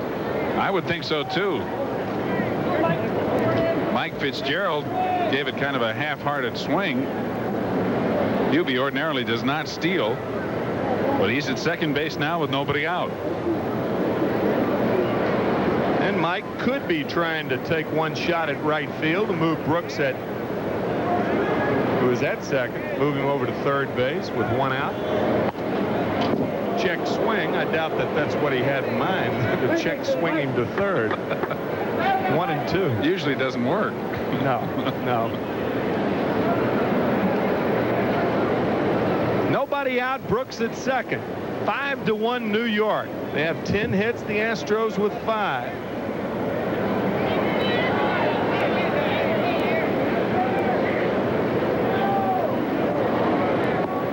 Gets by Bailey, and Hubie moves to third easily. I would imagine it's going to be scored a wow pitch. Well, you'd have to think so. It was way outside and in the dirt. Rolled all the way back before Bailey could corral it. Here it is again. Big breaking pitch, just kept on breaking. Bailey tried to scoop it with the glove instead of getting the body out in front. So that'll bring the infield in for the 3rd time in the last 2 innings. Hubie at third with none out. Fitzgerald in a good hitting position. And timeout. Vern Rule had taken too much time. Here's the line on Mike Scott, incidentally. 5 innings, 5 runs, all earned, 9 hits, struck out 1 and walked 1. A rough outing for Mike Scott. Fastball grounded over the head of Garner. So Hubie Brooks scores easily. And I'll tell you, this inning points up the fact that the Mets, everything has been going their way. Now, they've made their breaks, but this inning, what a weird inning this is. Well, when you're playing well, things like this happen for you. And that's been the case for New York, really all season, but in particular, during the last 41 ball games. Hubie Brooks coming home, and for Fitzgerald, his 17th run batted in. How weird was the inning? Hubie Brooks led it off with a broken bat single to right center as Gardenhire steps up there. He doubled. He's 1 for 2 with a run scored. Fastball inside. Hubie Brooks, not a base running threat, steals second.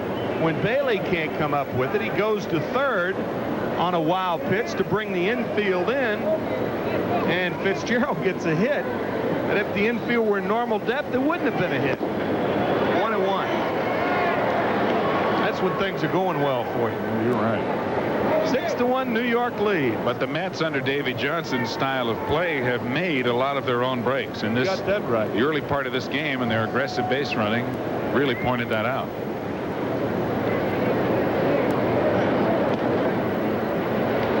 Mets, incidentally, have now stolen 50 of their last 63 bases and 68 of their last 84. Slider is low, 2-1. They lead the National League in percentage ratio of being caught. 85 stolen bases, and they've been caught 25 times. 78%. Right off the top of my head, pal. Fastball inside, 3-1. An even more impressive statistic to point out Davey's aggressive base running. 68 stolen bases now in the last 63 games. So they're doing it consistently. And there goes the runner. Fastball inside. Gardenhire draws a base on balls, and Fernandez will be up there to bunt. First walk issued by Rule and the second issued by Houston pitching. Still nobody out in the inning, and here comes Bob Lillis.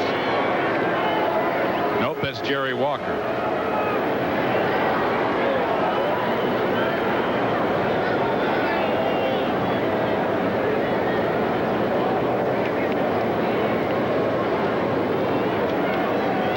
Solano, the right-hander, is up and throwing.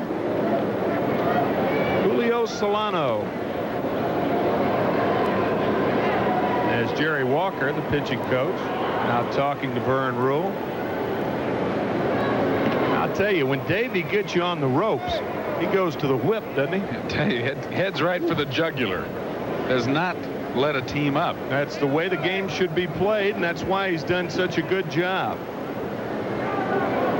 He has allowed Mel Stottlemyre to handle that superb young pitching staff, and he's handled the offense and defensive alignment superbly. I think, too, that credit should be given to Frank Howard, who has really become his right-hand man in the dugout, and Frank has helped Davey a great deal, being an extra pair of eyes and also an extra person to bounce those thoughts off of when need be.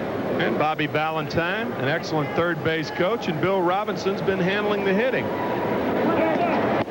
With Garner charging and Cabell charging, the rotation play on. It's 0-1 to Fernandez.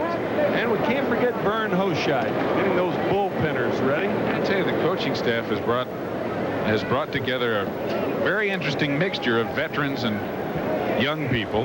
Howard and Hoshide would be the veterans, of course. Ballantyne and Bill Robinson, the youngsters, both not out of baseball very long. And another bunt attempt as the rotation play was on again. The problem with that play is it leaves the entire middle of the infield open, and a pitcher who handles the bat well can drive it up the middle. But the Astros would feel pretty safe about Sid Fernandez because he hadn't hit all year. Hasn't even bunted. Bunted successfully the last time, sacrificing Gardenhire to third. He eventually scored. 6-1 New York leads.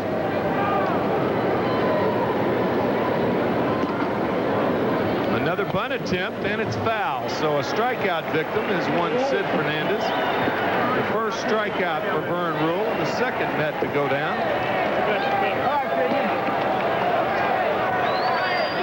Sid dejectedly flipping his bat away as he knew that he did not do the job he went up there to do in 3 tries. Here's a guy who's done the job. Wally Backman, 3 for 3 on the night, 2 runs scored, and an RBI. What a job Backman has done. Been a sensational leadoff batter. His average now up to 287 with his 3 for 3 tonight.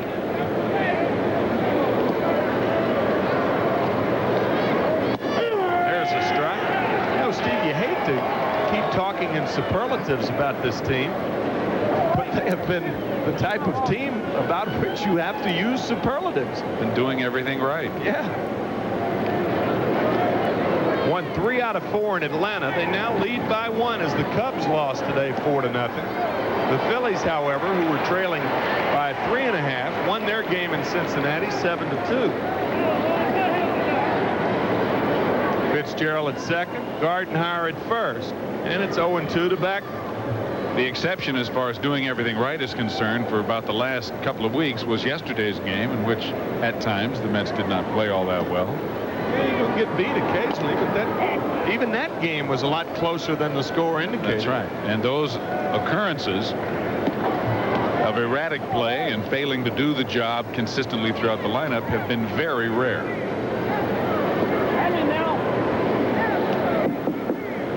Seems like somebody's always come along to pick the ball club up. I don't know what's going to happen, and nobody knows over the next 2.5 months, but I'll tell you, it's going to be equally surprising and shocking if they win it as it was in 1969. And I think you can say that with some assurity. 1-2 to back, because here's a club finished last year. They lost, what, 94 ball games? And in addition to that, there were so many changes and so many young players brought up that no one gave them any hope. Ball hit to the left side. Reynolds to Doran, turned nicely. Gardenhire trying to take Doran out, but he turns the double play nicely with a nice pivot. And the Mets are down, but they add on another one on 2 hits, no errors and 1 left at the end of 5.5. 6-1 New York. I've had to write some tough things about some tough guys. But there's one guy I can't write anything bad about. His unique brand of baseball has made him a living legend. So have his commercials. They got me to try his favorite beer, light beer from Miller. Light's less filling, and it really tastes great. So I bought this light for that renowned, yet humble man, Art Frunger. Cheer up, Billy. One day you'll be famous just like me. Light beer from Miller. Everything you always wanted in a beer, and less. Mets enjoying a 6-1 lead. Dwight Gooden, the loser in yesterday's ball game. Steve Garland checking his roll. Love handles, right? Well, he's got a deal going with Charlie Samuels, the equipment manager. They've got a bet on to see who can lose the most weight by the end of the season. Charlie says that he thinks it's about time he starts. He's Charlie, waited of course, long the enough. equipment manager. Fastball to Craig Reynolds is outside. I'm sure that's what they were discussing.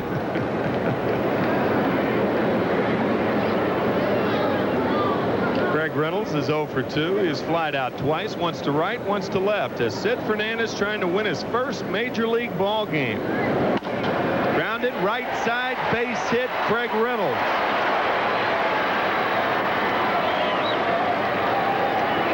Has now hit in 32 of his last 40 games. And he really nailed down that shortstop position with his offense after Mickey Thon's injury. And the batter, Phil Garner, scrap iron 0 for 2. He has struck out twice against Fernandez. Hubie Brooks will have to stay alive for a bunt as Garner runs very well.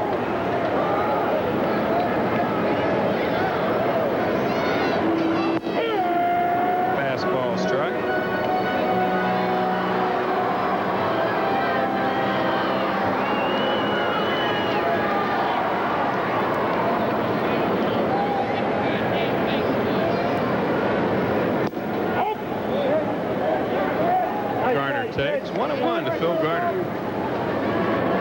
In this ball game, unless the Astros get to Sid Fernandez, as you look at Eddie Lynch beginning to warm, or unless Davey takes him out. Change up and a beauty, 1-2. There's Ed Fernandez change. We probably may not see Houston's Denny Walling, who hits from the left side and could pinch hit, but before the game, Denny asked me to wish his mother a happy birthday. It's her birthday today. Mrs. Walling lives in New Jersey and catches us here on WOR, so happy birthday. Curveball is outside, 2-2. Well, while we're on some social business, we have a message up here on a Kleenex. Real classy. Some fans from New Orleans, Louisiana, who watch our games. The Nicotras, Frankie Nicotra, here from New Orleans, just down the road a piece. Just to wish his mom a hello and a get well. She's in the hospital in Long Island, so Francis Nicotra, get well in a hurry. Fly ball, right center, hit well. Mookie over, and he makes the play. Nice play, Mookie Wilson. Well, he went a long way for that ball to record the first out in this inning.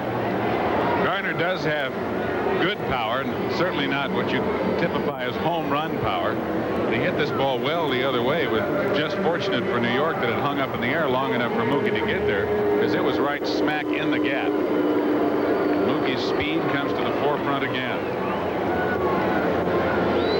You can close the gap in a hurry. A lot of room to roam here in the biggest state in the Union.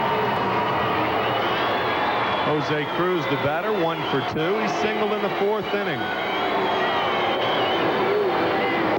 On the continental United States, that is.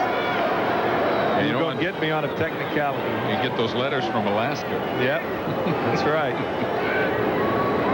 Texas costs more than Alaska. Alaska for $15 million. Of course, Manhattan, the biggest bargain of them all, 24 beans. This ball fouled back, 0-2. What I want to know is how they figure that the stuff they traded for the island with was worth $24. I mean, you know, the monetary system wasn't even the same back then. One of the quirks of history. Yeah. Couldn't change at 50 maybe. Curveball grounded foul, still 0-2. I mean, why wouldn't they make it something appropriate like subway tokens or something?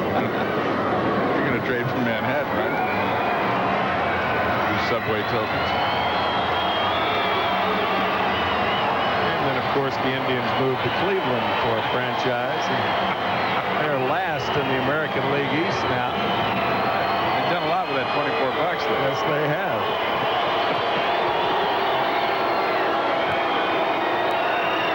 Try to mix in a game here as Fernandez mixes in a strike and strikes out Cruz. 4th strikeout of the ball game. It's a tough pitch for a left-handed hitter, even for Jose Cruz, who is usually very successful against left-handed pitching, and Fernandez just made a perfect pitch.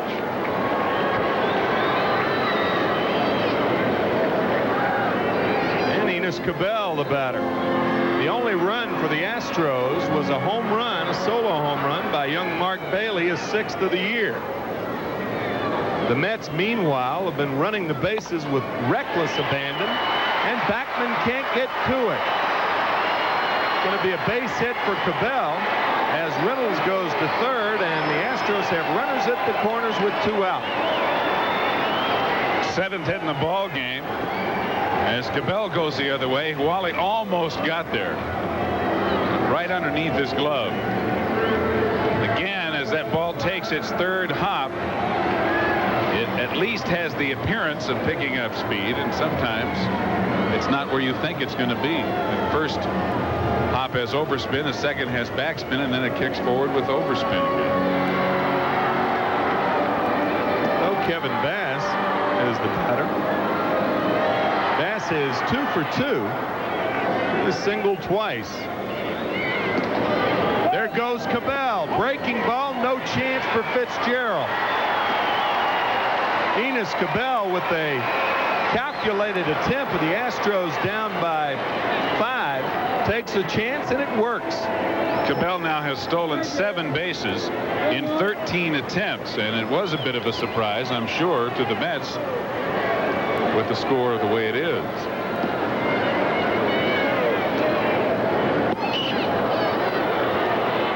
Swing and a miss, 1-1.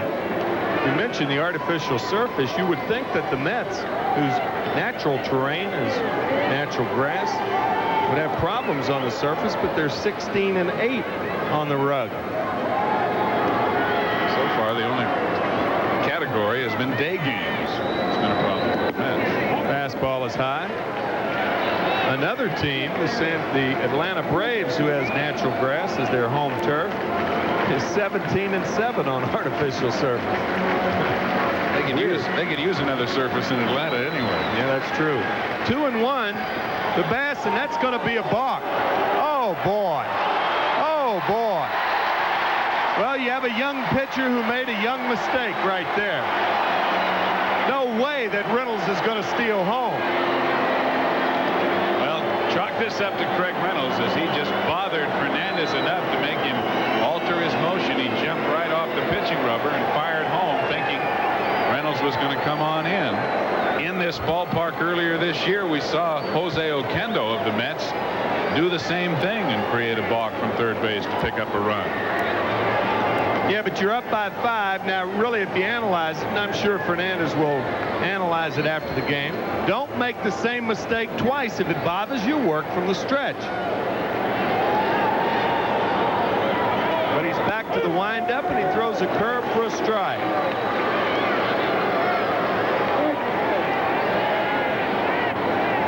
Two and 2 to Kevin Bass.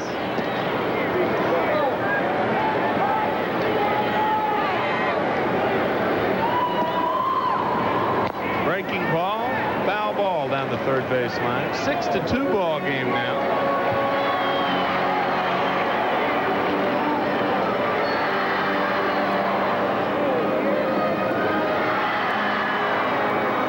You could certainly understand a mistake like that in a tie ball game where the run at third would mean something, but obviously a runner's going no place when they trail by 5. A steal of home would be foolish.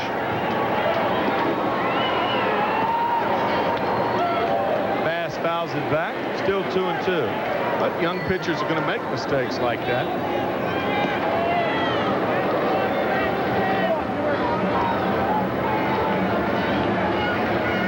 Twice now with fastballs, Fernandez has gotten right in Kevin Bass's kitchen. Once he missed it completely, and once he just fouled it back. So we'll see what he does here. Swing and a miss, he got him. Good fastball. 5th strikeout for Fernandez, but the Astros do score 1 run on 2 hits, no errors and 1 left, and after 6 here at the Dome, the Mets enjoy a 6-2 lead. I have taken on many fighters and tried many beers. One beer isn't a class by itself. Light beer from Miller. Light tastes great, and it's less filling. It weighs in at 1/3 less calories than the regular beer. Yes, I discovered your greatest beer, but I never met your greatest fighter. Hey, who is this Billy Martin anyway? Billy Martin? He's warm, he's gentle, good looking too. I got to meet this guy. Light beer from Miller. Everything you always wanted in a beer, and less. New York lead. Mookie Wilson leads it off, and back in is Ralph Kiner. All right, Steve Zabriskie and Mookie. It's one on the ground to the second base side. Dorn has it. And now Cabell, and 1 pitch and 1 away. Mookie with a triple now and 4 times up. The Mets meet the Astros again tomorrow night. And there's no doubt that your favorite station for sports, Channel 9, will bring you all the action live. Join us for exciting Mets baseball tomorrow night, beginning at 8:30. And for the Mets tomorrow night, it'll be Ron Darling on the mound, going for his 11th win against 3 losses. Here's Keith Hernandez, a double, a run batted in, a walk, and also an out.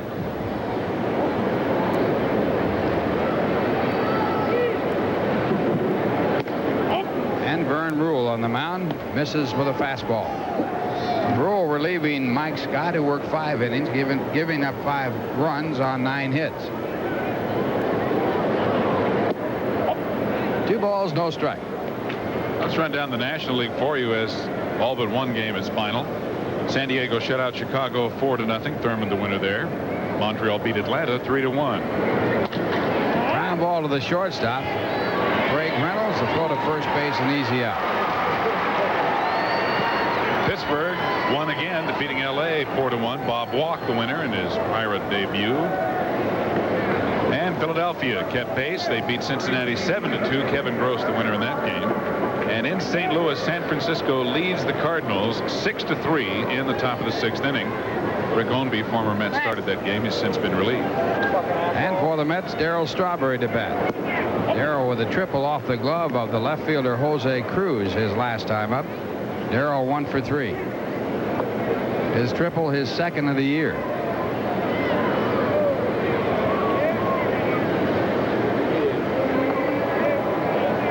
Vern Rule with a record of 1-7, working in relief of Mike Scott. And he misses inside. 2 balls, no strikes. Strawberry hitting .266 for the year. 12 home runs, 44 runs batted in. And it's a fair ball. An extra base hit for Strawberry.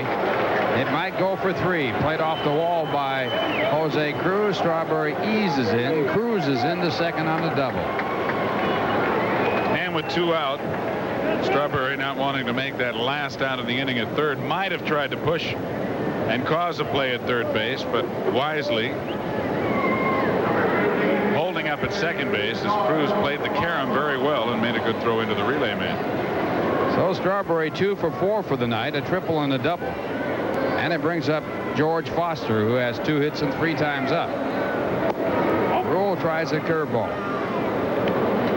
Foster hitting .244.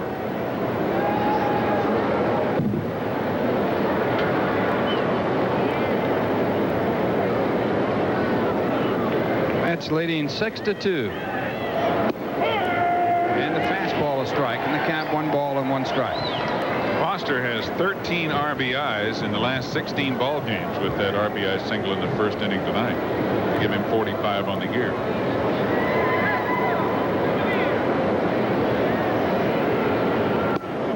And a breaking ball for a ball, and the count 2-1. The club leader, Keith Hernandez, with 51 runs batted in.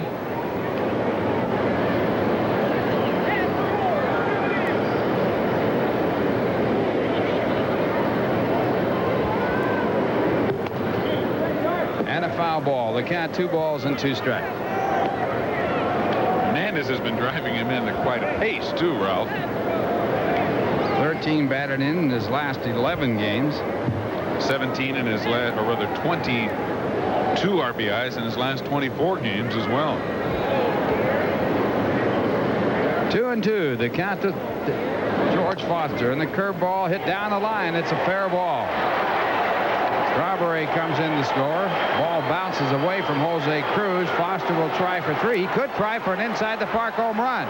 Cruz kind of trotting after the ball. Here comes Foster, and he gets an inside the park home run. And Jose Cruz just jogging after the ball as it got by him. And it might be a grounds rule double.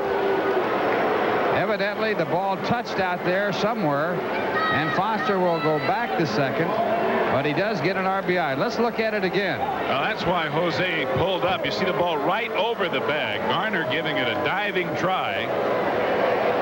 And right there, its trajectory changed by a fan, I guess, reaching over the railing. You see home plate umpire Randy Marsh has signaled it immediately, and I'm sure the third base umpire, Bob Engel, also made the call. George kept running, and properly so, taking nothing for granted. And apparently that fellow right there, trying to snag it, hit it. Baby's going to go out and talk about it. The umpires have the right to award anything they want to. They can give him a home run. It isn't automatic if a fan touches the ball. And evidently, Dave Johnson is saying he really didn't do anything to change the arc of the ball. Carry him off the fence. Got by Cruz. Cruz nowhere near it, so Davey Johnson taking up the cause for George Foster. You know, Ralph, it brings up an interesting point, too, about the home team benefiting from something that the home fans did.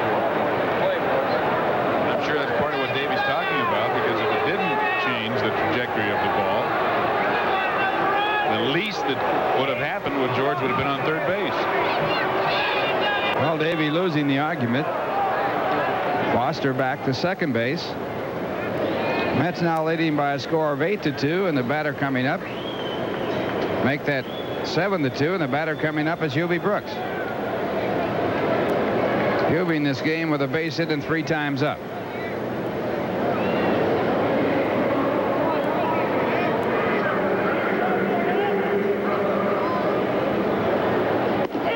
And the fastball for a strike. After home plate umpire Randy Marsh got hit by that foul ball, he's been calling the strikes with his other hand. Normally the strike call is with the right hand. Curveball back, and it's a strike. Good breaking ball. The count at strike 2.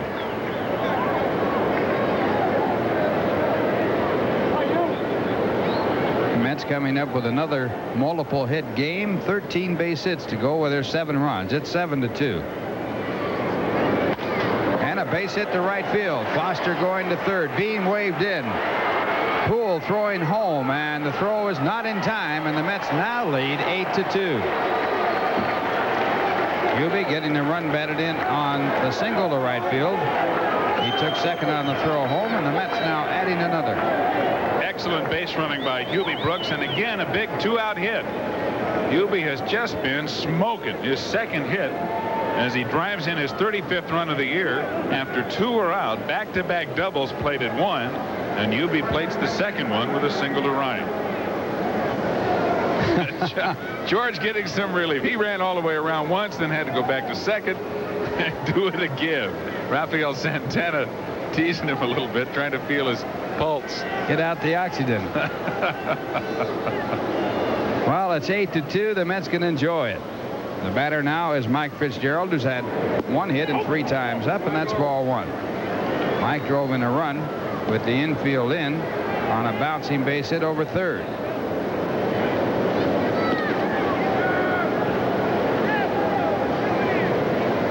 Vern Rule back and missing inside, and the count 2 balls and no strikes. Joe Sambito throwing in the bullpen. Rule has been hit hard since he has been in the ball game. He came in the 6th. He has given up 5 base hits. And another one hit hard to right center field. It'll be extra bases. Brooks comes in to score. Fitzgerald on his way to second base and slamming on the brakes and holding there. So the barrage continues as the Mets pound on Vern Rule. Fitzgerald gets his second base hit. Let's look at it again. And it's Fitzy's second RBI. He now has 18. And how prophetic was Davy Johnson when he said prior to the All-Star break, just wait till this club starts hitting, to go along with the excellent pitching they've been getting. And lately we've been seeing that since the All-Star break. The Mets now with 15 hits and 9 runs in 6 2/3 innings. Bob Lillis apparently going to make a double switch as he goes to home plate umpire Randy Marsh before bringing Joe Sambito into the game. Mike Fitzgerald at second, 3 doubles and a single, and 3 runs scored in this inning. Kevin Bass, the center fielder, is going to be lifted along with Rule. So the pitcher will bat in Bass's spot, number 6 in the order. Bass made the last out in the 6th inning.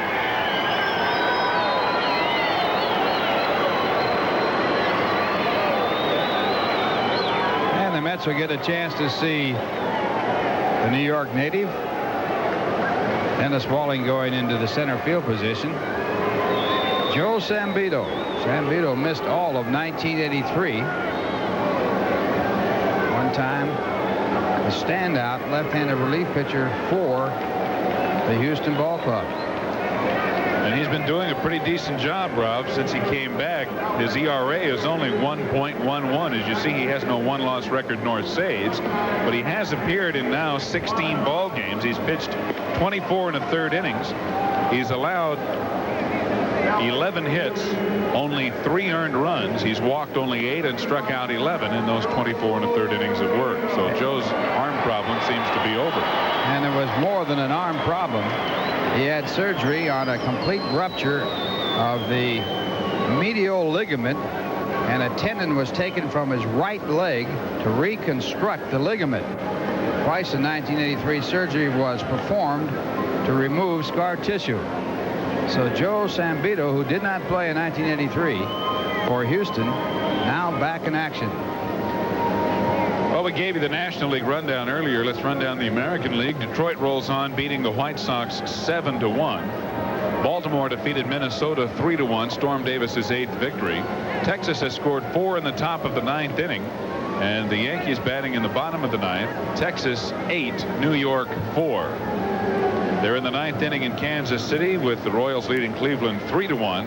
No score in the first inning, Toronto at California. Also Boston at Oakland and Milwaukee at Seattle. No score yet. And it will be Ron Gardenhire to test Joe Sambito. Sambito attended Bethpage High School and Adelphia University. On the mound for the Houston Astros. He had a tryout with the Mets in 1970, but wasn't signed. He had a sore arm at the time. Later on, signed for $2,500. Another one of those bargain babies as opposed to bonus babies, right? And the first pitch of fastball. Walling, incidentally, will bat 9th in the order, and Sambito, as we said, will bat 6th. If he bats at all.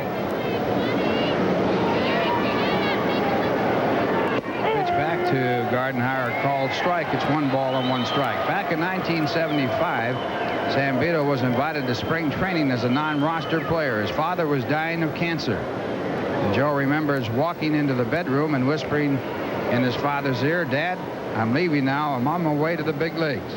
2 days later, his father died. And a base hit into center field. Another run will score as Fitzgerald comes on in. And the Mets continue to pound away. Gardenhire's 2nd hit of the night. And he drives in his 9th run of the year. He didn't get all of it, but he got enough of it to get it over Bill Doran's head. And Fitzgerald, rounding 3rd, scored easily on the play. This is the 4th run scored in the inning, and that run charged to Vern Rule. So the book closes on Rule. He gives up 4 runs on 5 hits in an inning and 2/3 of work, walking 1 and striking out 1. Actually charged with 5 runs, a run back in the 6th inning. Well, that's right. He really had a rough outing. And now the batter will be Sid Fernandez. And Fernandez fouls off a fastball. Well, Fernandez must be saying, where has this all been? He lost some tough ball games down at Tidewater for that 6-5 record. Now leading by a score of 10-2. Sambito back, and the ball chopped out over the mound. Might be a base hit. A tough play for Reynolds. He can't handle it. It'll go as a base hit. So Fernandez gets a base hit. His first as a New York Met. He makes a turn at first base. They tag him, and he's going to be out. So Fernandez, not realizing that he made a move towards second base, turns inside the line. Houston picks it up, tags him, and that ends the inning. Rather a merciful ending to a tough inning for Houston. So in the inning, the Mets score 4 runs after 2 men were out. They had 6 hits, and 1 man was left on base. And the score at the end of 6.5 innings, the Mets 10 and Houston 2. As a relief pitcher, everybody thought I had it easy. See Pat here? He'd pitch his heart out for 8 innings or so, and then Sparky come in, toss 3 or 4 pitches, and walk away with a win. But I had to train just like the rest of us. Yeah, well, I still like to keep in shape, and I drink He drinks light beer from Miller. See, light's less filling, and light really tastes great. Will you just let me finish? Why? You never let me finish. Light beer from Miller. Everything you always wanted in a beer, and less. Let me finish that for you, Sparky. Well, there's some controversy on whether or not Fernandez touched the bag at first. Let's look again. Well, you have to remember, Sid hasn't hit in a long time. I don't even know if he had any at-bats when he was playing in Los Angeles with the Dodgers. And whether or not he touched first base is in question. But he turns in towards second base rather than continuing on down the line and going back to first, leisurely rounding the bag. So Fernandez on the mound now, throws his first pitch as we go to the bottom half of the 7th, and Terry Poole puts it in the air, and Mookie Wilson makes the play. Fernandez lost a base hit. I don't know whether he gets a hit or not. The official score is checking to see whether or not he touched the bag and then turned in, or whether he missed the bag entirely, and we'll know that maybe a little bit later on. But he has maybe lost the battle, but he's winning the war as he leads by a score of 10-2. And the next batter is Mark Bailey, who has accounted for a run with a home run. And a drive to left center. It'll be a base hit. Mookie over, drops it. It bounces into Foster's hands. Bailey on his way to second. He goes in. This game is getting out of hand. All kinds of plays are taking place. We'll have to see how they score it. I would think it would be a double. Bailey getting up very slowly. Kelvin Chapman is now in to play second base. This ball hit very hard. Mookie's there to knock it down. Foster backing up on the play, throws it in, and I would have to think there'd be no error credited in that instance. And Chapman, who just came into the game, can't field it. It hits Bailey, almost knocks him out, and caroms back toward the outfield. Welcome to the Marx Brothers play baseball here. Boink. That's why you wear your helmet on the base paths as well as at home plate. Well, back in 1952, they did not wear fiberglass helmets. They started wearing them in Pittsburgh. I was on the ball club, and the general manager, Branch Rickey, said that we should wear them all the time in the field and at the plate. At that time, everybody was mad at him because he said, we're not that bad a fielder. little rep at the outfielders, I guess. These fly balls are dangerous. Well, we just got word from the official score. They are crediting Fernandez with a base hit, and he was then tagged out for turning towards second base instead of continuing on down the line.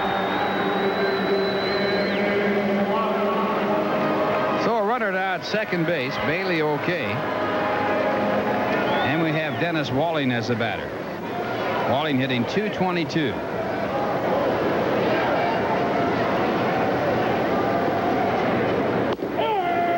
And Walling takes a called strike.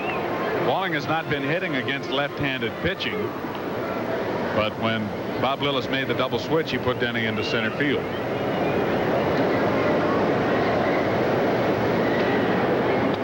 And the fastball fouled back. Strike 2 the count.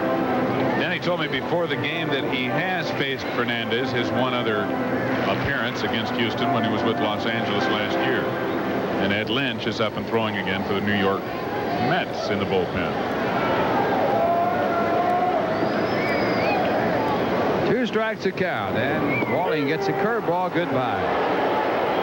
6th strikeout for Fernandez in his debut with the New York Mets. Sid has a good curveball, and boy, I'll tell you, this again, a tough pitch to a left-handed hitter. Ball breaking down and away, froze him. So Fernandez, who had appeared in one other game in the major leagues prior to this one, that was with the Dodgers. And he has 6 strikeouts in this one with the Mets, and it brings up Bill Doran, who hits a fly ball to center field, and that should do it. Mookie puts it away. 1 hit, a man left at second, and the score at the end of 7, the Mets 10 and Houston 2. And now a word from the good old guy. 15. We got this game won. Yeah, you guys are buying a light beer from Miller. Yeah. Slice Philly. Taste it. 1 out to go. Yeah, what can he do to us now? Hey, I'll keep the change. Here's Rodney.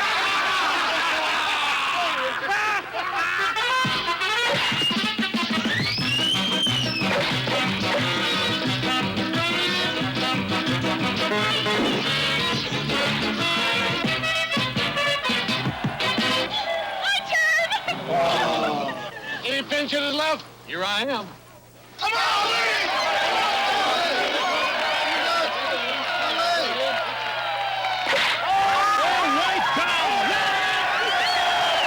Light beer from Miller. Everything you always wanted in a beer, and less. Hey, wait a minute. This game isn't over yet. I caught that ball. We're going now to the Met half of the 8th inning, the top half. It'll be Kelvin Chapman to bat. Chapman replaced Wally Backman at second base in the bottom half of the 7th inning. Backman being rested after a 3-for-4 night.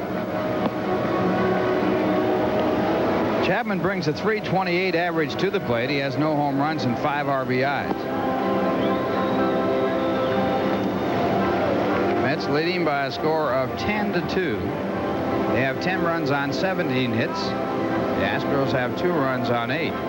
Neither side has made an error, although if you have been watching this ball game, you've seen some weird plays. There's no way that any of those plays could be scored errors, but they're certainly unorthodox. And you know, Ralph, it seems like the Astrodome lends itself quite often to unusual plays because of the hardness of the artificial surface here and the dimensions of the ballpark. So Joe Sambito working to Kelvin Chapman, and the first pitch is fouled away.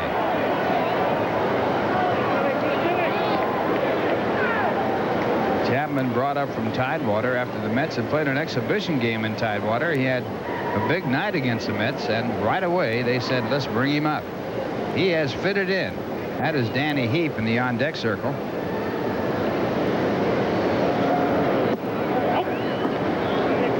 Davey Johnson has put this ball club together like a jigsaw puzzle. A piece here and a piece there and a couple of pieces there. 2 balls and a strike. He has utilized Chapman, Backman, Gardenhire, and Oquendo in the infield. At second and short, they have all contributed. Fastball fouled off. And the count of 2 balls and 2 strikes. Well, Kelvin has been nothing short of amazing because he's done the job whether he's been called upon to start or in this instance come in and relieve Wally late in the ball game or pinch hit. He's delivered some big pinch hits for the Mets as well, and an unlikely pinch hitting role. 2-2 the count. And the count remains at 2 balls and 2 strikes. Chapman made his debut with the Mets in 1981. Singled his first time up against the Cubs. That didn't keep him in the major leagues. He went back to the minors, worked his way back up this year.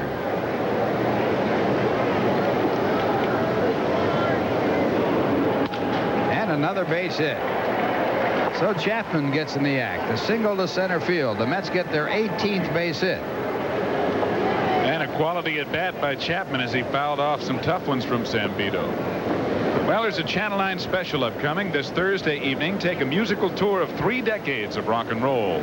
Join host Dick Clark along with Laura Branigan and Chuck Berry as they highlight great moments in rock and roll history from the 50s up to today's music. Dick Clark's Rock Rolls On this Thursday at 8:30 here on Channel 9. And the Mets roll on as they have a base runner on here in the 8th, leading 10-2, and the batter is Danny Heap. Danny batting for the first time, hitting at .305 for the year with 1 home run and 9 RBIs. Incidentally, Ralph, the Yankees came up with 4 runs in the bottom of the 9th after Texas had scored 4 in the top of the 9th, and the Yankees won that ball game 9-8. And the fastball fouled back. 1 ball, 1 strike. Danny Heap replacing Mookie Wilson. Mookie with a triple and 4 times up tonight.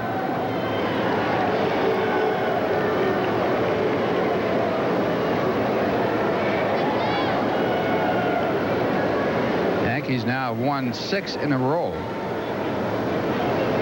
Hot club in baseball, the Pittsburgh Pirates. They have won 7 straight. One of the hot clubs, and the swing, no contact, 1-2.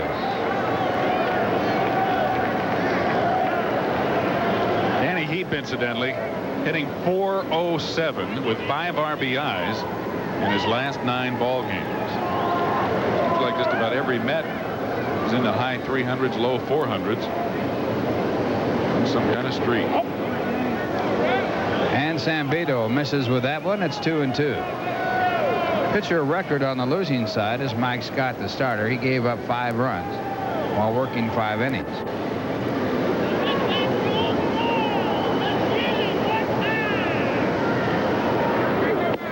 And it goes to 3-2.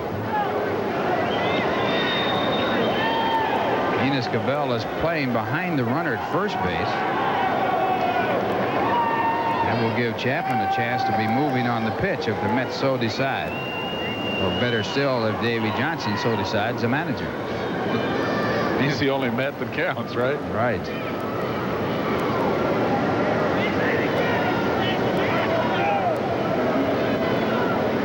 Chapman does not go, and the ball has popped up. Reynolds, the shortstop, making the call. The wind gets it, and it moves over a little bit, and he makes the catch. Yeah, that 1 mile an hour breeze coming out of those air conditioning vents can really play tricks with that ball. You know, in the early days here, the people would swear that they had the wind, which would be the air conditioning, blowing out when Houston batted and blowing in when the other teams hit. Impossible. I'd like to have that kind of a system in my house. There you go. Here's Keith Hernandez. Keith with a double and 3 times up, a run batted in. And Zambito with his first delivery, ball 1.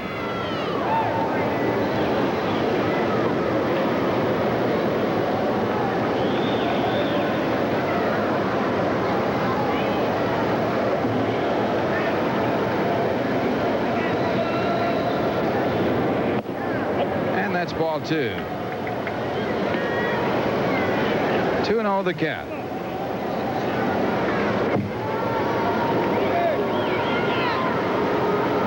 Tomorrow night it'll be Darling, Ron Darling, going against Necro, Joe Necro, and that puts a count at 3-0. We'll be on the air with that one at 7:30.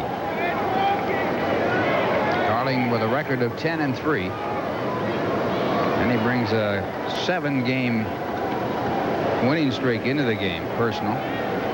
3-0 pitch, and it's a called strike.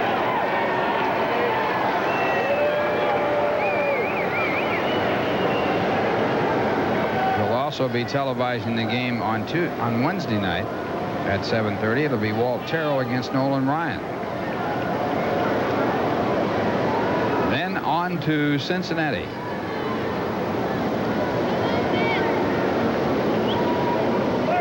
3-1 the count to Keith Hernandez.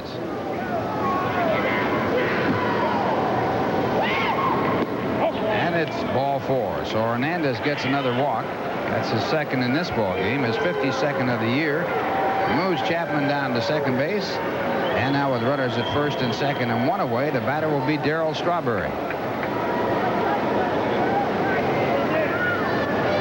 Strawberry, in all likelihood, will move to center field with Danny Heap going to right with Mookie Wilson out of the game. Strawberry has tripled and doubled in 4 times.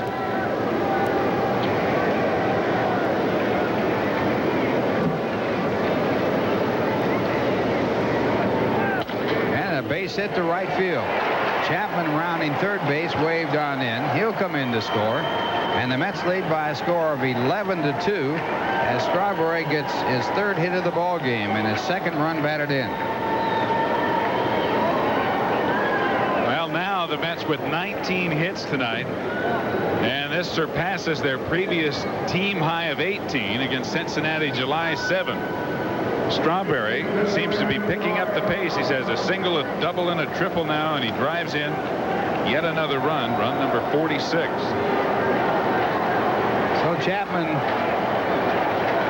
in some by-play on the bench. Good-natured by-play if you just happen to tune in. The Mets are enjoying this one as they lead by 9, and the batter coming up is George Foster.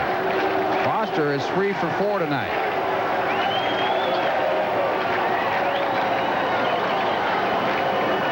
Foster singled in a run in the 1st inning. Led off the 4th with an infield base hit and doubled in a run in the 7th. And that's strike 1. Foster now hitting .246. Batting for the first time against Joe Zambito. Mike Lacoste starting to toss in the bullpen for Houston. And a fly ball out to shallow center. Might drop in. And it will. Another broken bat base hit as Foster drops in a single. Coming in to score is Hernandez. And the Mets now lead by a score of 12-2. Well, Foster can't do anything wrong here of late. He's had about 5 broken bat base hits. And here's another one. Well, it'll look like a frozen rope tomorrow as he drives in his 3rd run of the ball game. And Foster just been red hot. As you said, Ralph, he seems to get all kinds of base hits. He even has an infield single in this ball game. George now with 47 RBIs. Hernandez scores yet another run. Man, they all count, and they all look like line drives in the newspaper as we have a conference on the mound. Reminds me of the story about Babe Herman, the great Brooklyn Dodger player.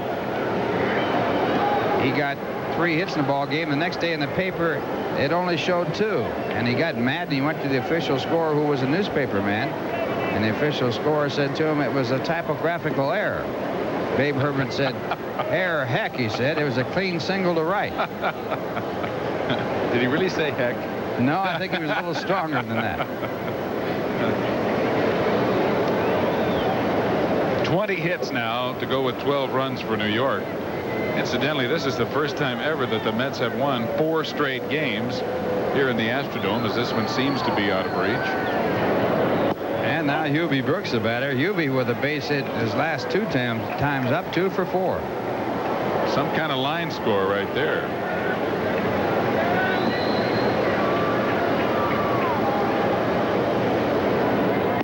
And the fastball for ball 2. Early in the Met history, the Mets beat the Cubs 19-1, and the fellow who was playing runs for the week called up the radio station and said, "How many runs did the Mets score?" The fellow answered 19, and he said, "Great." And then he thought a minute, and he said, "Did they win?" And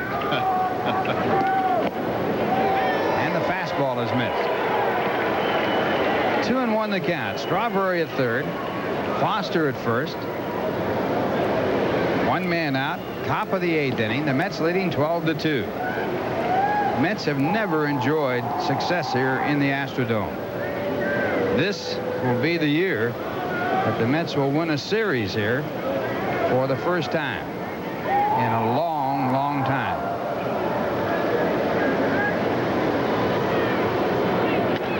And this ball fouled back. In 1969, when the Mets became the world's champions, they did not win a game here in the Astrodome all year long. They ended up winning 100 games for the year, but none here. And they were not the only club, and have not been the only club throughout the history of the Houston franchise in the Astrodome, to have problems in this ballpark. This has been home cooking for the Astros. And the 2-2 pitch, a fastball for ball 3. So Sambito with a full count of 3-2, working to Hubie Brooks.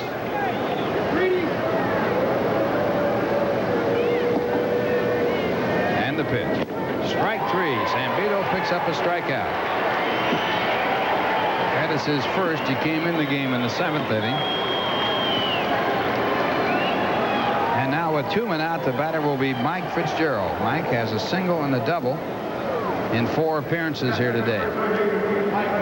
And as you see, also 2 RBIs.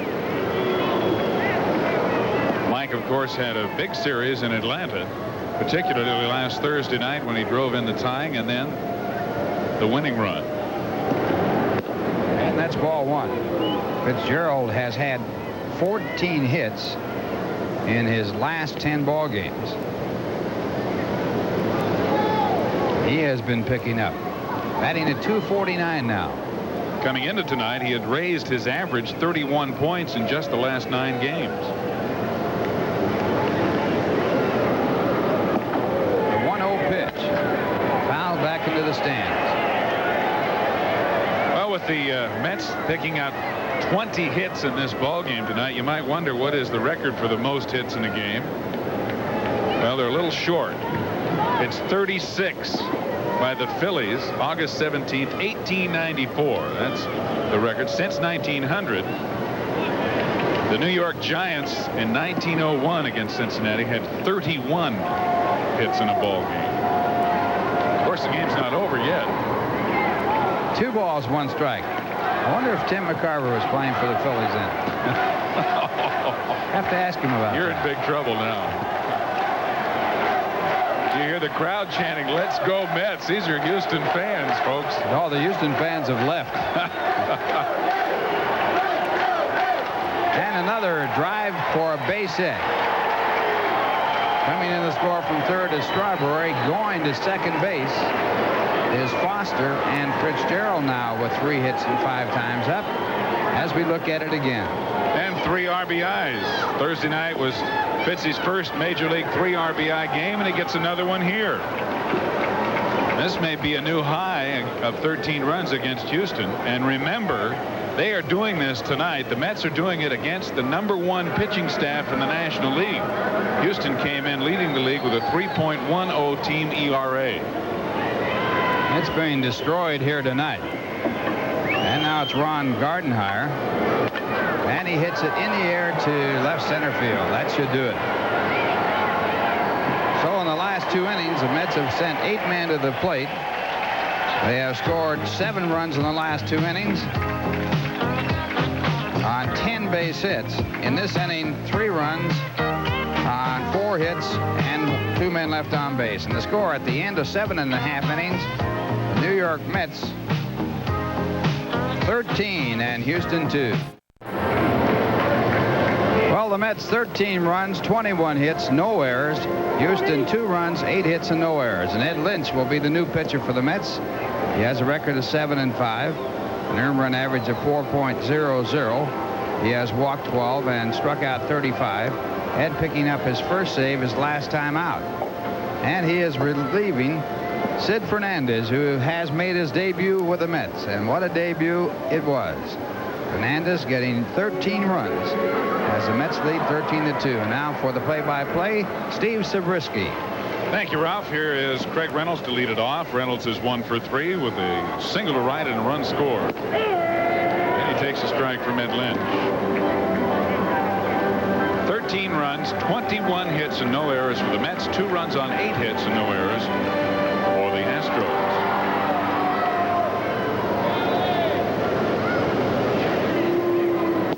And it's 1-1. Interesting, Ralph, that Fernandez did not walk a batter. One of the raps against him in spring training and apparently when he was with the Dodgers. And he did have control problems in Tidewater the first part of the year, but that was his inability to get the ball in the strike zone. And just missed, apparently, with 2-1. And in the early part of the ball game, through the first 4 innings, it was a 2-1 game in favor of the Mets. So he was working under the gun at that time.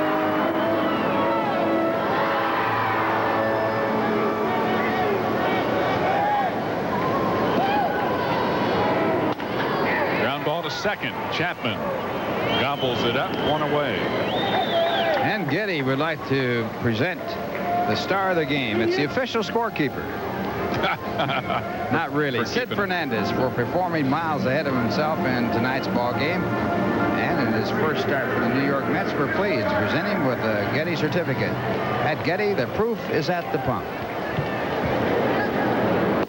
Bill Garner now, who's 0 for 3. Garner struck out twice and flied to center on a fine play by Mookie Wilson in the 6th inning.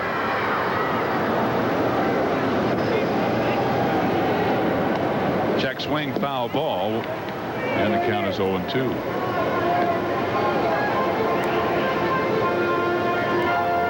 Well, my daughter here at the ball game was raised with the Mets back in the early days, starting with 1962. She hadn't seen them play for quite some time. She said, "Are you sure?" Sure these are the Mets?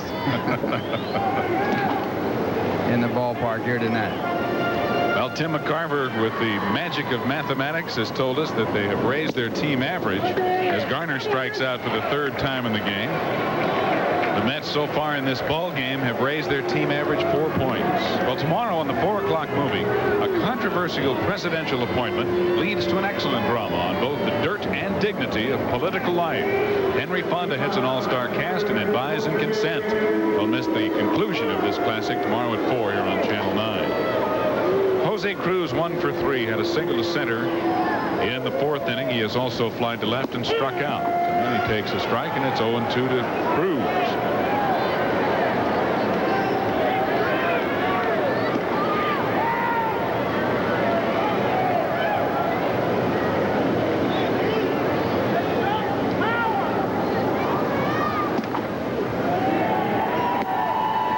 Now.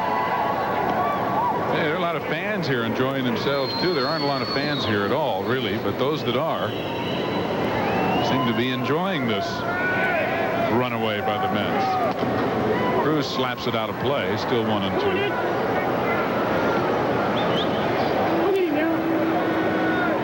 Eddie with a 7-5 record. Started the year in the bullpen. Pitched excellently.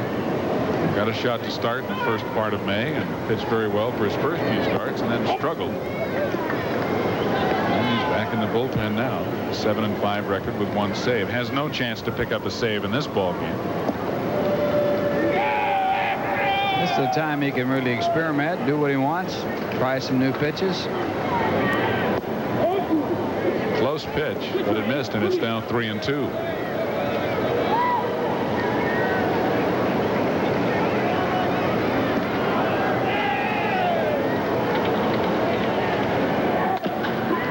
Up the middle, a base hit into center field. First hit off Ed Lynch, and the 9th hit in the ball game for Houston, and it comes with 2 out here in the 8th inning. Well, one thing about Jose Cruz, he just cruises right along. He is batting close to 500 in his last 20-some ball games. What a hitter this guy had.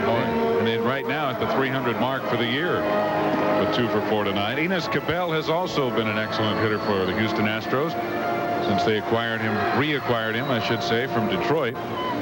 Enos had a single to right center and a stolen base in the 6th inning. He's 1 for 3. And he lofts one into center field, and Gardenhire can't quite get it.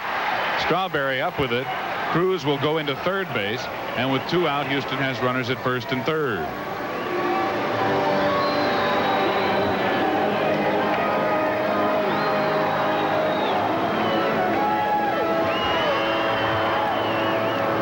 Jerry Mumphrey will be the pinch hitter. Mumphrey hitting .278 on the year, 6 homers and 53 RBIs, and for a good part of the year was well over 300 until he took a horrendous nosedive. Switch hitter will be batting left-handed against Lynch, and he's 1 for 5 as a pinch hitter with a run driven in.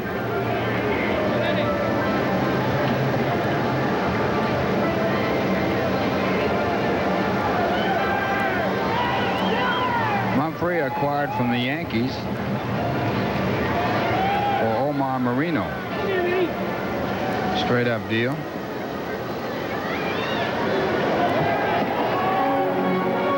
He's done a good job until hitting the skids along with a few other Houston hitters. Ball 1.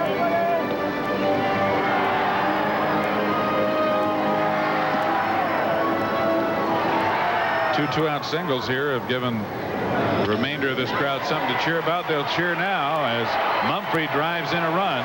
Danny Heap fires it into second base, and it's first and third once again.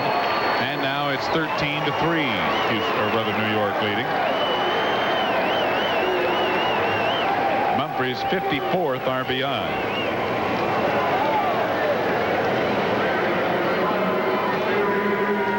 And here's Terry Poole.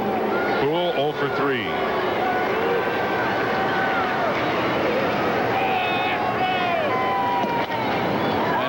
One to center field. This should end it as Strawberry is there and puts it away. A run on 3 hits and 2 left here in the 8th inning. We'll go to the 9th. A comfortable 10-run lead for the New York Mets. I'll tell you, we never realized golf was such a tough game. Hey, it's a lot easier hitting a quarterback than a little white ball. So us Linksters drink light beer from Miller. Not just because light tastes great, but because it's got a third less calories than a regular beer. And it's less filling. And you can't afford to get filled up when you're out there trying to get birdies. Yeah, those things move awfully fast. Light beer from Miller. Everything you always wanted in a beer, and less. Solano, yet another Houston pitcher, the 4th of the night, making his 8th appearance. He's pitched only 17 in the 3rd innings, as you see, a good 2.08 ERA. No saves, and he has walked 4 and struck out 8 in those 17 in the 3rd innings of work. And here in the 9th inning, he will be pitching to Eddie Lynch, batting 9th, and then the top of the order, Kelvin Chapman and Danny Heap, as the Mets once again sent 8 to the plate in the 8th. Ball way inside. hit. He's saying, I didn't do all that hitting. This is my first time at bat. Why throw at me? Wasn't me, partner. It's fouled back, and it's 1-1. These 13 runs scored here tonight by the Mets, the most ever by a New York team here in the Astrodome.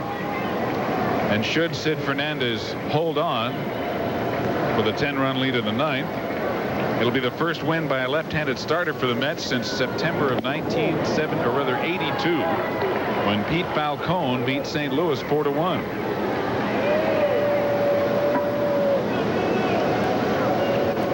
Eddie's up there to get his hacks, I think, Rob. He's going to enjoy it. 2-2. Ed batting 158.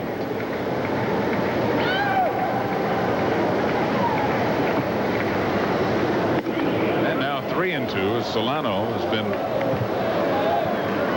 missing inside and high. Solano, another ball player from the Dominican Republic. He lives in La Romana. They have 2 great golf courses down there if you play golf.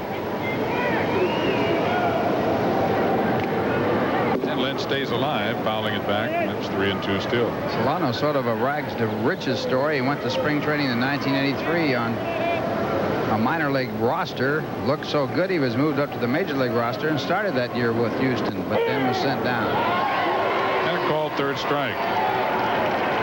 So Solano picks up his 9th strikeout of the year and his first in the ball game. Only the 4th strikeout recorded by Houston. And Kelvin Chapman, who singled in the 8th inning, will be the hitter. Chapman also scored 1 of 3 runs the Mets plated after scoring 4 in the 7th. Every Mets starter has a base hit. The only players to play in the game for New York that haven't gotten a base hit to this point are Danny Heap, who's 0 for 1, and Ed Lynch. Even Sid Fernandez was 1 for 3.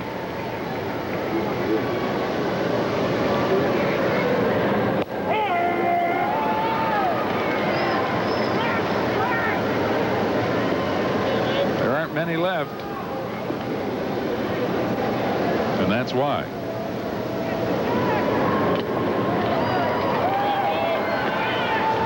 Tim McCarver handed me a note that says, I wonder how Randy Marsh's arm feels now. He was looking for a 2-1 ball game and we'll get out of here in a hurry, but it didn't turn out that way. Ground ball foul outside of third. Randy Marsh, the umpire behind home plate, hit by a foul ball right on the right elbow early in the ball game. Well, the bullpen is loose. I guess they're not expected to get the call here.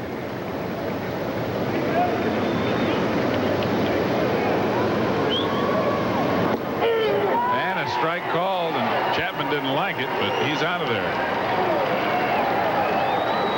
Solano has struck out 2. Breaking ball this time. Moves out. And it's called a strike by Randy Marsh, who I'm sure is happy that he could call it a strike to get this game over. Not that he'd do it on purpose. Randy does want to go back to the hotel. Danny Heap batting with 2 out and nobody on in the ninth, and he takes a strike. Incidentally, the most hits ever by the New York Mets, and they have 21 right now, is 23 hits in a game.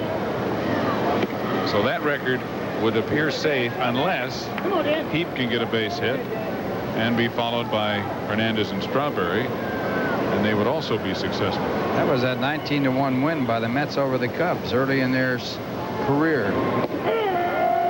Another strike called on the fastball. It's 1-2. Jack Fisher was the winning pitcher of that 19-1 game over the Cubs. And a guy named Smith went 5 for 5, the first Met to ever do it. That's too high. 2-2. Right here, it's 13-3, New York leading. 2 out in the top of the ninth. Danny Heap grounds it foul, and the count holds 2-2.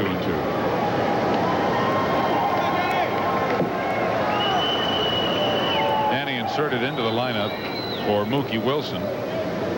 Batted for Mookie in the 8th inning after Mookie was 1 for 4 with a triple and an RBI.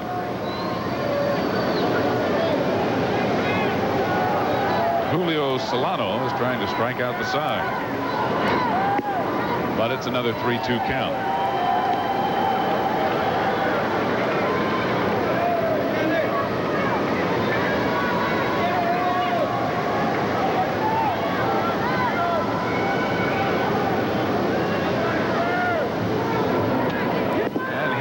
is alive, much to the consternation of Randy Marsh, I'm sure. It's 3-2 still. Solano wearing number 52. I wonder if that's in anticipation of the United States going to 52 states. Talking about Fernandez wearing number 50 for the 50th state. Well, if it happened, it would probably be Puerto Rico ahead of the Dominican Republic. He hits it deep to right field on a line. Poole will have to play it off the wall.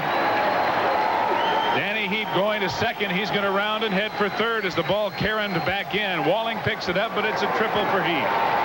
So everybody in the lineup, with the exception of Ed Lynch, has at least one base hit for the Mets tonight, and they have a total of 22. Well, look at it again. It's a fastball on the 3-2 pitch, and Heap gets it. Drives it over Poole's head. It takes a bad carom off the fence.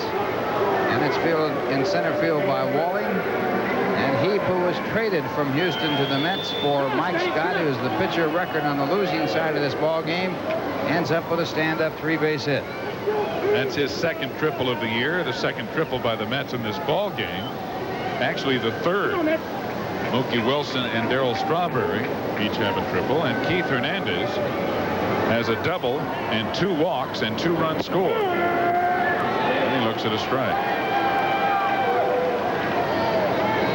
Hernandez 1 for 3 with an RBI.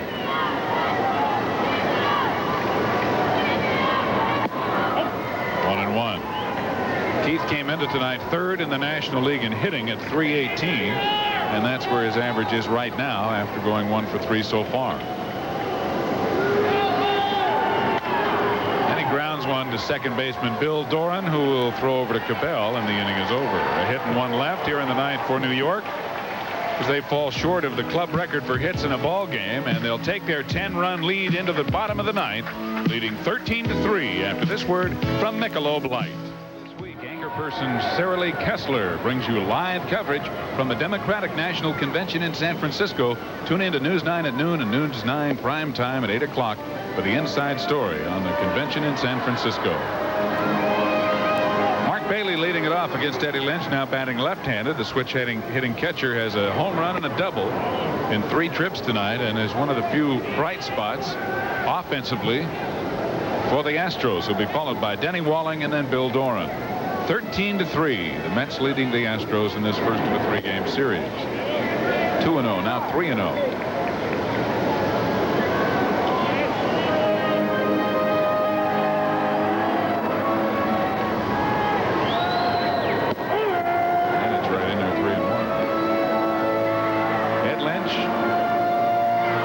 Gave up a run on 3 hits in the 8th inning after getting the first 2 hitters. And he walks Bailey to lead off tonight. So Bailey's been on base 3 times in 4 trips, and the other time up, he lined out hard to the right fielder.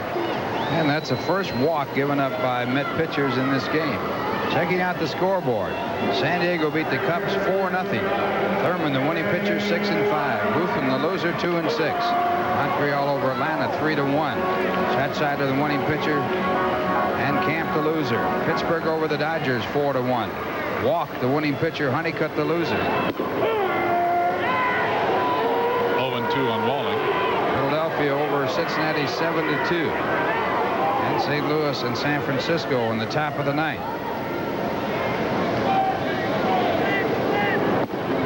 And a ball outside, 1-2. San Francisco leading 7-6 after 8. In the American League, Detroit 7, Chicago 1, Baltimore 3, Minnesota 1, Yankees 9, Texas 8. And a fly ball into left center field. Foster coming hard, and he makes the catch, 1 away.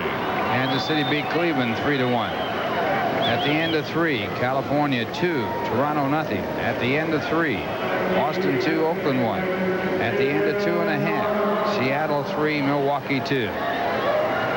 And here's Bill Doran, the leadoff batter, with 1 out, and Mark Bailey at first base. Doran 0 for 4, has grounded to second and then flied to center field 3 times in a row. Inside, ball 1.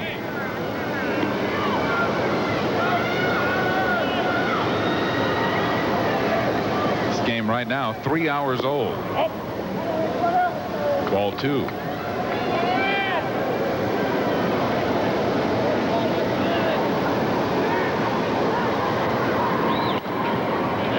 back right above us. 2 balls, 1 strike. Longest game the Mets ever played here in Houston was a 1-0, 24-inning night game. The Mets were scheduled to fly to New York after that game. They got there the next day at 9. Could be a double play to end it. Gardenhire on the relay, and it's over. A 4-6-3 double play as Ed Lynch closes the door. And the Mets have scored the most runs ever they've been able to manage here in the Astrodome, 13-3, the 10-run victory on 22 hits over the Houston Astros. The Astros have had 2 tough ball games. They played 16 innings last night, but they won that one over the Phillies. So Sid Fernandez in his New York debut, the winner. And Ralph and I will be back to wrap it up for you, so stay with us here on WOR. We're back to the Astrodome after this word from Express Mail. We're here at the 18th hole of this light beer open, and we've seen some real unusual shots today. You said it. Hey, Bob, I think you got a birdie. Let's see, how am I supposed to hit it through this tree? No problem, Bert.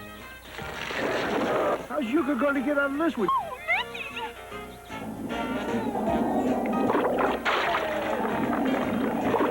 That calls for another light beer from Miller. Make it 2, 3, 4. It's a good thing light's less filling. Back to you, Ricky. John, the last player's approaching the tee. And when it goes to 100, you sell. I won't be long, girls. Hold my calls, will you? It hit the weather vane. It's in the drain. Here it comes out. It's going on the green. It's going in the hole. Light beer from Miller. Everything you always wanted in a beer, and less. This open ought to be closed.